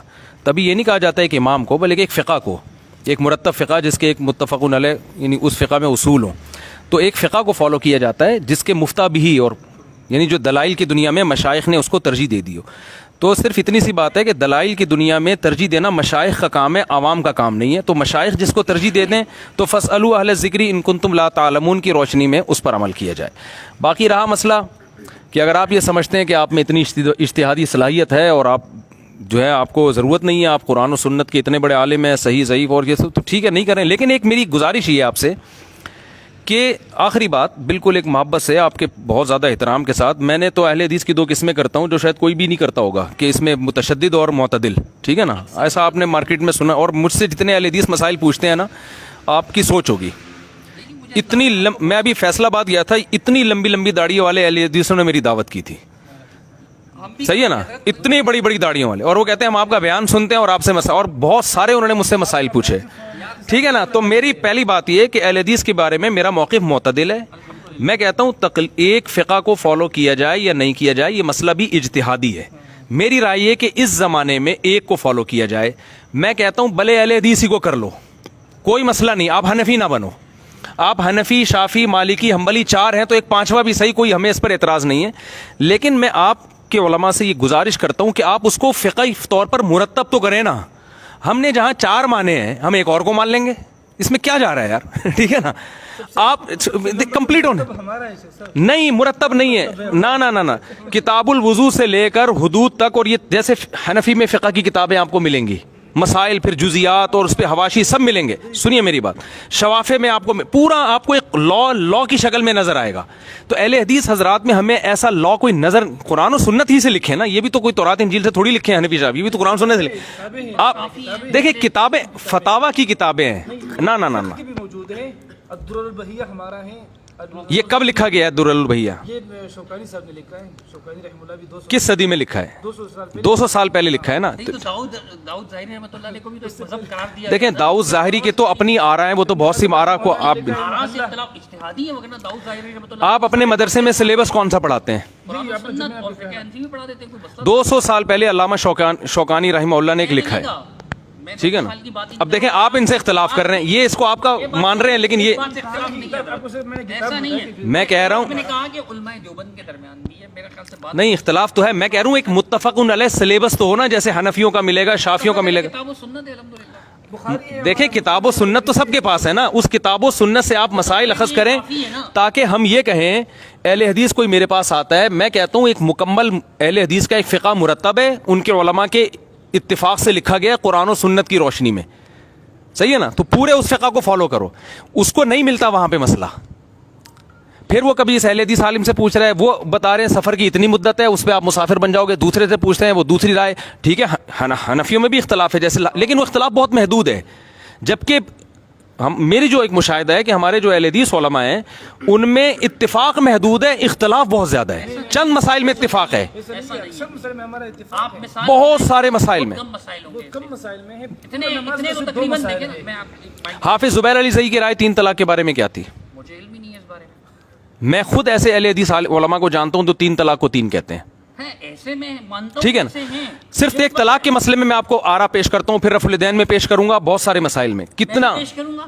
اگر آپ رفع الدین پر آرا پیش کریں گے نا تو میں 10 سے 15 آرا تو میں دیکھیں ابھی پیش کروں. ہم ہمارے ہاں ایک مفتہ بھی قول ہوتا ہے, وہ ایک ہی ہوتا ہے. نام لے کر بتا دوں گا. نہیں ہمارے ہاں بھی ہمارے بھی ہے, قرآن و سنت کی جو قول ہے وہی. دیکھیں قرآن و سنت تو سب کے ہاں ہے نا, وہی تو پھر بات آ جائے گی. میرا خیال ہے کوئی ایک منٹ مفتی صاحب دیکھیے, انور شاہ کاشمیری, یوسف بن نوری, سرفراز خان صفدر, تقی عثمانی, ماسٹر ابین اوکاڑوی, یہ ان لوگوں کے قولوں میں سے ان میں جو اختلاف ہے وہ بھی مفتبی نہیں یہ مفتبی نہیں ہوتا. مفتبی تو ان میں اختلاف جو فتاوا کی کتابیں ہیں نا جو متفق علیہ, تب پوری شام میں جائیں گے, مصر میں جائیں گے, سعودیہ میں جائیں گے, جہاں بھی فقہ حنفی وہ مفتبی قول سیم ہوگا. ٹھیک ہے نا, کہ تقلید سے اختلاف ختم ہوگا, تو آپ ایک مسلک مرتب کر لیں. کیونکہ آناف میں بھی اختلاف ہے, صرف دیوبندیوں میں نہیں, مطلب بریلوی مکاتب فکر میں بھی اختلاف موجود ہے, وہ بھی اپنے آپ کو حنفی ہونے کے مدعی ہیں.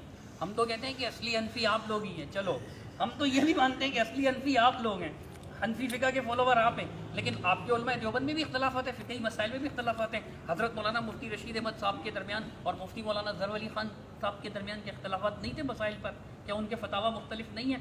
میں نے اتنی بڑی مثال دی, سود حلال و حرام کا ہی مسئلہ ہے نا. ایک بار سود لینا ہے, اپنی سگی ماں سے کتنی بار زنا کرنا ہے؟ 36. ابھی اب بات تو اب دیکھیں حلال طول تو ہو رہی ہے نا میرے بھائی, تو نہیں دیں گے انشاءاللہ. جس طرح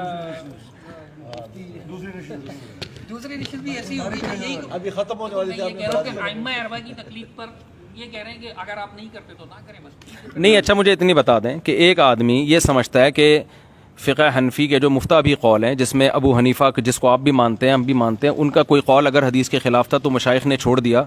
ٹھیک ہے نا, یہ کام انہوں نے کیا ہے, جو حدیث کے موافق تھا وہ لے کے جب ایک مرتب ہو گیا, تو میرے پاس اتنا ٹائم نہیں ہے کہ میں ہر چیز کی ایک تحقیق کرتا پھروں. ٹھیک ہے, عقائد میں تحقیق کروں گا, اجماعی مسائل تو سب کو پتہ ہی ہیں, تو جہاں اختلافی مسئلہ ہوگا تو میں اس کو بھی صحیح سمجھوں گا, لیکن میں فالو ایک کو کروں گا. تو اس میں کیا خرابی ہے؟ اگر آپ کہتے ہیں اس کے ذمہ تحقیق ہے تو پھر وہ نہیں, پھر ہاں پھر جو ہے, یعنی اگر آپ یہ کہتے ہیں کہ نہیں ہر جزئیے پر ہر مسئلے پر اس پر تحقیق کرنا لازم ہے, تو میں کہتا ہوں اس کے لیے عمر نوح چاہیے, کیونکہ سینکڑوں مسائل ہیں, ایک نہیں ہے. رفع الیدین چھوڑنے سے سدا صاحب لازم ہوتا ہے کہ نہیں ہوتا؟ رفع الیدین واجب ہے, سنت مستحب ہے, مؤکدہ ہے. ٹھیک ہے نا, پھر کانوں کو ہاتھ اٹھانے کا مسئلہ, پھر ایک نماز نہیں ہے, پھر آگے حج ہے, زکوٰۃ ہے, پھر وراثت کے مسائل ہیں, اور سینکڑوں اتنی موٹی موٹی کتابیں ہیں نا فقہ کی, جو 8 سال میں علماء پڑھتے ہیں. تو ہر آدمی پر لازم ہوگا وہ کتابیں پڑھے, وہ کیونکہ قرآن و سنت ہی سے بحث کی ہوتی ہے نا ان کتابوں میں. تو ایک عامی آدمی پتہ کیا کرتا ہے؟ میرے پاس ایک عامی آدمی آتا ہے, مفتی صاحب میں حیدرآباد جا رہا ہوں, تو وہاں میں نے سفر پڑھنی ہے, قصر پڑھنی ہے. میں کہتا ہوں بھائی قصر پڑھنی ہے, کہتا ہے السلام علیکم, چلا جاتا ہے. ٹھیک ہے نا, کہتا ہے بھائی میری نظر میں یہ مفتی ہیں, میں ان کے بیانات سنتا ہوں, مجھ پر اعتماد ہے. تو یہ عمل جائز ہے ناجائز ہے؟ ٹھیک ہے نا, اصل بات یہاں سے شروع ہوئی تھی. حدیث کے بارے میں پوچھے کہ مجھے حدیث سے بتاؤ, آپ پھر حدیث بتاؤ گے اس کو؟ میں ہو سکتا ہے نہ بتاؤں, میں کہوں میرے سے 1000 لوگ مسئلے پوچھتے ہیں, میں ہر ایک کو حدیث اگر کوٹ, میں تو دن میں 4 مسئلوں کا جواب دوں بھی. ایسے تو کہہ سکتے ہیں میں حدیث بتا بھی سکتا ہوں, اور خاص طور پر اختلافی مسئلوں میں جب حدیث بتاؤں گا تو پھر ایک حدیث نہیں, پھر دوسرے کی بھی حدیث, پھر یہ والی حدیث بھی, پھر اس کی صحیح اور ضعیف, یا تو بحث کروں گا تو کمپلیٹ کروں گا, نہیں کروں گا تو میں کہوں گا بھائی جب تو مجھ پہ اس پہ اعتماد کر رہا ہے تو اس پہ بھی اعتماد کر. تو اگر میں کہتا ہوں ایک عامی آدمی آپ کے پاس آئے گا نا مسئلہ پوچھنے کے لیے, تو وہ پھر آپ اس کو مکمل دلائل سے جواب دیں. ایک مسئلے کے جتنے آپ طلاق کا مسئلہ پوچھنے آتا ہے تو آپ بتائیں یہ نہ ہونے کے دلائل ہیں طلاق, اور یہ طلاق کے ہونے کے دلائل ہیں. ٹھیک ہے نا, پورے فتاوا صحابہ کے اور جو نہ ہونے کے دلائل وہ بھی بھرپور اس کے سامنے رکھیں, ہونے کے دلائل. پھر ہونے کے بعض دلائل ایسے ہیں جن میں بعض علماء کہتے ہیں صحیح ہے, بعض کہتے ہیں یہ حدیث ضعیف ہے. پھر آپ یہ بھی بتائیں کہ صحیح کہنے کی کیا دلیل ہے, ضعیف کہنے کی کیا دلیل ہے, اور جنہوں نے صحیح کہا وہ صحیح ہیں یا جنہوں نے ضعیف کا, پوری ڈیٹیل سے جب آپ اس کو بتائیں گے تو پھر ہم کہیں گے یہ تقلید نہیں کر رہا بلکہ یہ تحقیق کر رہا ہے, اور سارا دن میں ایک مسئلے کی تحقیق کرے گا, اس کے بعد کہے گا بھائی اسلام پہ چلنا میرے لیے ممکن نہیں ہے. وہ سمجھ میں, یہ پریکٹیکلی خدا کی قسم یہ ممکن نہیں ہے. اور آپ بھی یہ نہیں کر رہے ہوتے, آپ بھی صبح شام جب فون آ رہے ہوتے ہیں نا, فون آ رہے ہوتے ہیں تو ٹی وی میں تو ٹھیک ہے چند محدود مسائل ہوتے ہیں, ان میں آپ حدیث کا ریفرنس دے دیتے ہیں, لیکن ہر مسئلے پہ صبح شام جب آپ سے مسائل پوچھے جاتے ہیں تو آپ بھی ٹو دا پوائنٹ جواب دے کے ہاں یا نہ پر اکتفا کرتے ہیں آپ بھی. اس کے بغیر پریکٹیکلی یہ ممکن ہے ہی نہیں. تو جب ایک چیز ممکن نہیں ہے آپ لوگوں کو اس کا مکلف کیسے بنا رہے ہیں؟ میرا خیال ہے دیکھیں جو ہماری بحث تھی سب کے سامنے آ گئی ہے, لوگ جس کو سمجھنا ہوگا فالو کر لیں گے. جنت جہنم کا تو مسئلہ ویسے بھی نہیں ہے. ٹھیک ہے نا, میں تو نہیں کہتا کہ اہل حدیث جہنم میں جائیں گے, نہ آپ کہتے ہو کہ حنفی جہنم میں جائیں گے. ٹھیک ہے نا, تو ہماری باتیں سب کے سامنے آ گئی ہیں, جس کو جو کھوپڑی میں آ رہا ہے وہ اس پہ چل لے, وہ میں آپ کو موقع دیتا ہوں. لیکن میں اپنی بات کو یہ کہہ کے ختم کر رہا ہوں, یہ ہمارے بھائی ہیں, قابل احترام ہیں, اور یہ تو مولانا صاحب سے تو میری ایک دفعہ گپ شپ ہوئی, بہت اچھی, ہمارے جتنے بھی اکابر ہیں ان کا یہ بہت احترام کرتے ہیں.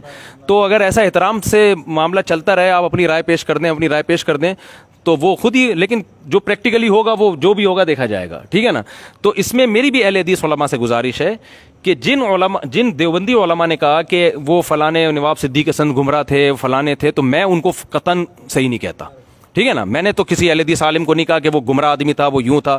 میں نے اپنے شیخ سے جب بھی نواب صدیق حسن صاحب کا نام سنا ہے رحمہ اللہ تعالیٰ سنا ہے، ٹھیک ہے نا. تو ٹھیک ہے بھائی، وہ ان کو رحمہ اللہ تعالیٰ کہتے تھے، لیکن اختلاف کرتے تھے کہ ان کی رائے تھی.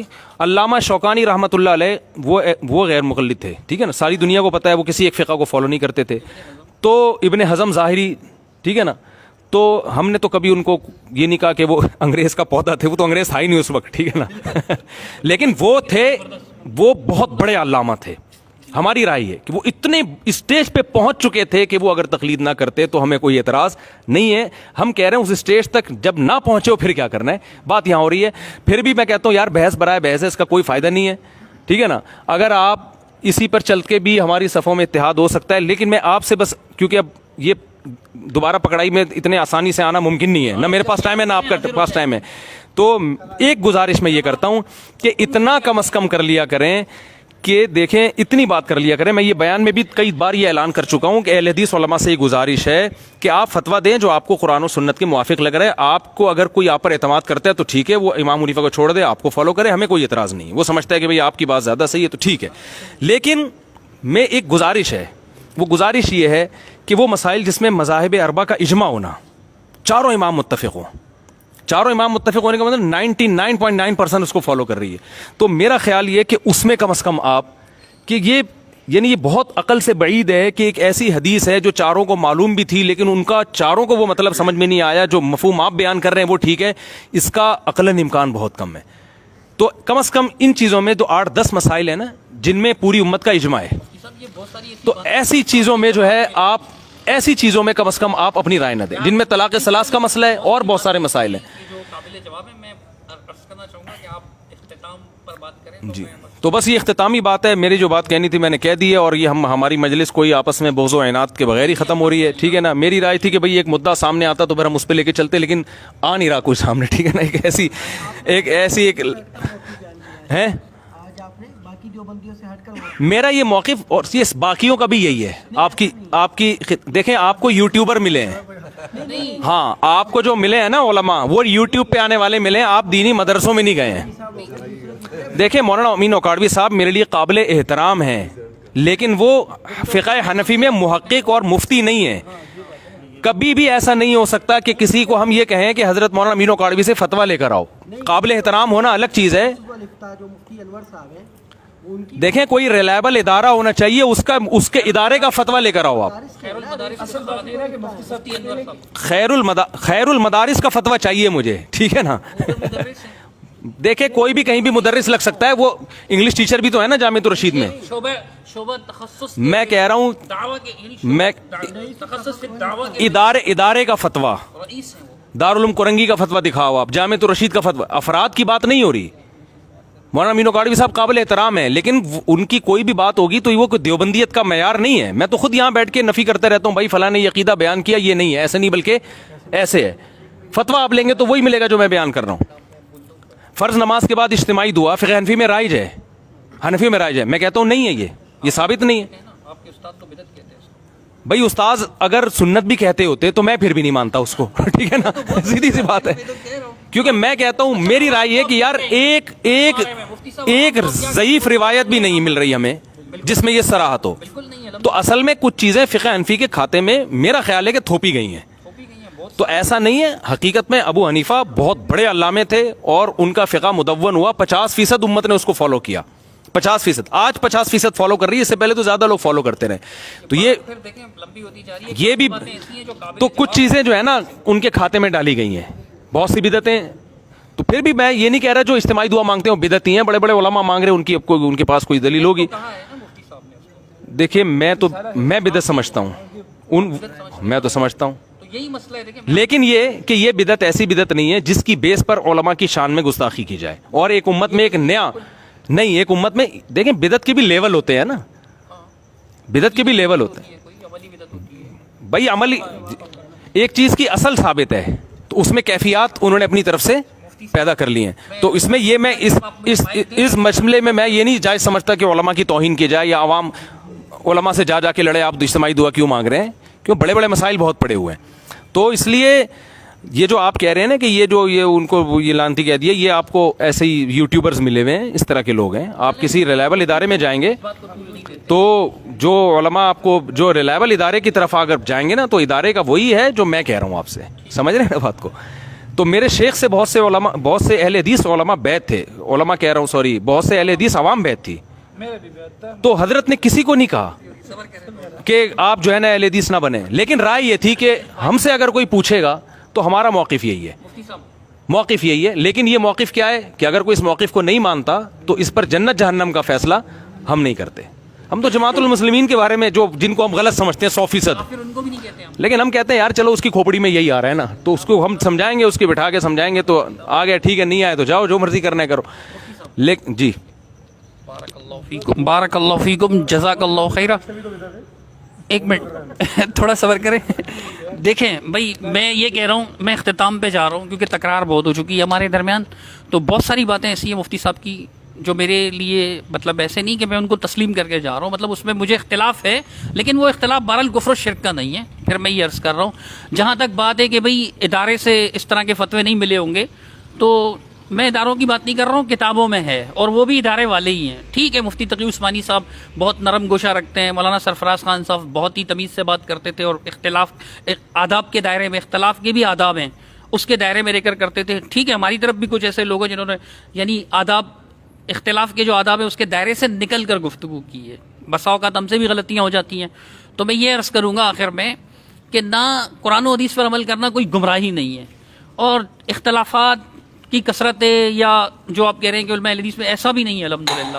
چونکہ میں بریلوی تھا اور میں نے تحقیق کی الحمدللہ, جب میں اسکول کا اسٹوڈنٹ تھا تب میں نے ان مسائل پہ غور کرنا شروع کیا, اور الحمدللہ پھر میں نے یہ قرآن و حدیث کو اتباع کرنا شروع کیا, قرآن و حدیث کی پیروی کرنا شروع کی, اور باقاعدہ پھر الحمدللہ اساتذہ کرام سے علم بھی حاصل کیا, اور اللہ تعالیٰ مجھے طالب علم ہی رکھے ساری زندگی, اب بھی علم حاصل کرتا رہتا ہوں, اور کرنا چاہیے, علماء سے استفادہ کرتا رہتا ہوں. بس میں آخری گزارش یہ کروں گا, یہ جو فتوے کی زبان میں گفتگو کرتے ہیں نا کہ بھئی یہ گمراہ ہیں, یہ وکٹورین ہیں, یہ فلاں ہیں, یہ فلاں, انگریز کا پوتا ہے, ایسا ہے ویسا ہے, یہ سب باطل پروپیگنڈا ہے, اور مفتی صاحب اس میں ہمارے ساتھ اتفاق کرتے ہیں. قرآن و حدیث کی اتباع ہماری آخری دعوت ہے, اور جو معاملات ہیں وہ پھر اپنی جگہ پر بات لمبی ہوتی جائے گی. میں نے کہا کہ بہت ساری باتیں قابل جواب ہیں, کبھی ضرورت محسوس ہوئی تو انشاءاللہ میں جواب بھی دوں گا. یہ میں ریاکاری کے لیے, شو کے لیے نہیں, بس اپنی محبت کے اظہار کے لیے, اپنے بھائی کے لیے تحفہ لایا ہوں, مفتی طارق مسعود صاحب کے لیے عطر, اور مجھے خوشی ہوئی کہ انہوں نے قبول کر لیا. تو ایک بات آخر میں مجھے بھی کرنی ہے, یہ مائک کروں گا, لیکن دیکھیں, مزہ نہ آئے تو پیسے واپس, 10 منٹ سے آپ کے پاس تو ہے پیسے واپس, مفتی صاحب, پچھلے 10 منٹ سے یہ آپ کے پاس ہے. ایک منٹ پیسے واپس, یہ کارن. میں یہ عرض کرنا چاہوں گا کہ آپ 2 منٹ میں اپنی بات مکمل کر لیں, کوئی بات نہیں. دیکھیں اور 2 منٹ کی جب بات ہوگی آپ کریں گے, اللہ کرے آدھا گھنٹہ ہو جائے گا, اتنا مزہ آئے گا. مائک یہ ایسی چیز ہے نا کہ جس کے پاس آتا ہے وہ چسکے لیتا رہتا ہے. اکرم بھائی آپ کچھ کہنا چاہ رہے ہیں؟ جزاک اللہ شیخ.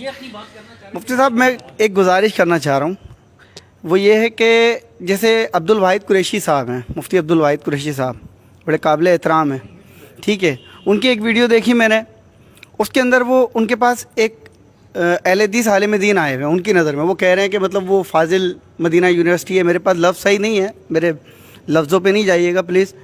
تو وہ ان سے کہہ رہے ہیں کہ ہم حنفی جو رفع دین کے بغیر نماز پڑھتے ہیں ہماری نماز ہو جاتی ہے, اور شافعی جو رفع دین سے نماز پڑھتے ہیں ان کی بھی ہو جاتی ہے, تم جو اہل حدیث رفع دین سے نماز پڑھتے ہو تمہاری نماز نہیں ہوتی. یہ بڑی تکلیف دہ بات ہے.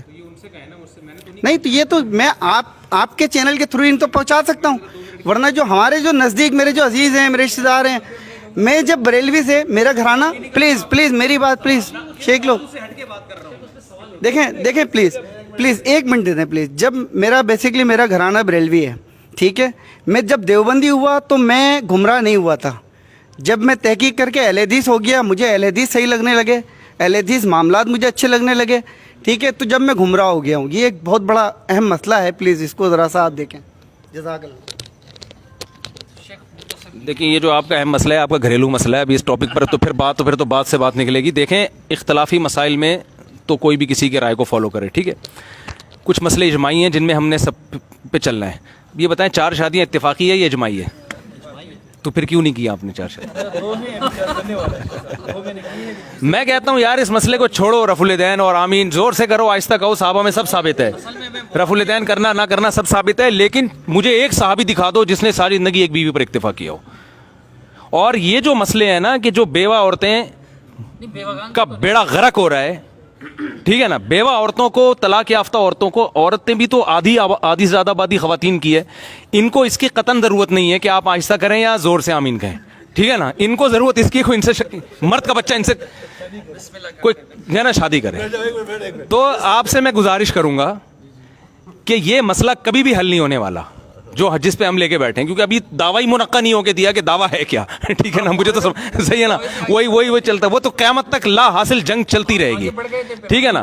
تو میرا خیال یہ ہے کہ جتنے آپ یہاں بیٹھے ہوئے ہیں نا, کم از کم میری مسجد میں آنے کا, تحیت المسجد تو ویسے تو 2 رکعتیں ہوتی ہیں لیکن تحیت المفتی مولانا طارق مسعود صاحب یہ ہے کہ آپ لوگ عزم کر کے جائیں کہ کسی کنواری بیوہ کو ٹھکانہ دیں گے, ٹھیک ہے نا, دوسری شادی کریں گے, عدل بھی کریں گے. یہ مسئلہ میرا خیال ہے منصوص مسائل میں تو تقلید نہیں ہوتی نا, صحیح ہے نا. اگر کوئی عورت اس طرح آپ کو ہو تو پھر ہم تیار ہیں انشاءاللہ. 2 بیوہ ابھی میں تیار ہوں انشاءاللہ. آرڈر پہ بھی بیوہ کروایا جا سکتا ہے. بالکل میں تیار ہوں. مذاق کر رہا ہوں, ایسا نہ ہو کہ کوئی اس کو سیریس لے. کوئی بات نہیں, نہیں تفنن تھوڑی, میں سیریس ہوں, مطلب نہیں اس کو تفنن لے رہے ہیں آپ. کروائی بھی جا سکتی ہیں, ہاں یہ تفنن ہے, یہ اسی پہ کہہ رہا تھا. یہ تیار ہے نا, آپ کی نظر میں کوئی ہو انشاءاللہ میں بھی کوشش کروں گا. ٹھیک ہے, آپ نمبر دے دیں. یہ ریکارڈنگ میں آیا کہ یہ کریں گے, ٹھیک ہے نا, یہ انہوں نے خود اعتراف کیا. یہ ریکارڈنگ اب بند کریں بھائی ذرا 2 منٹ کے لیے.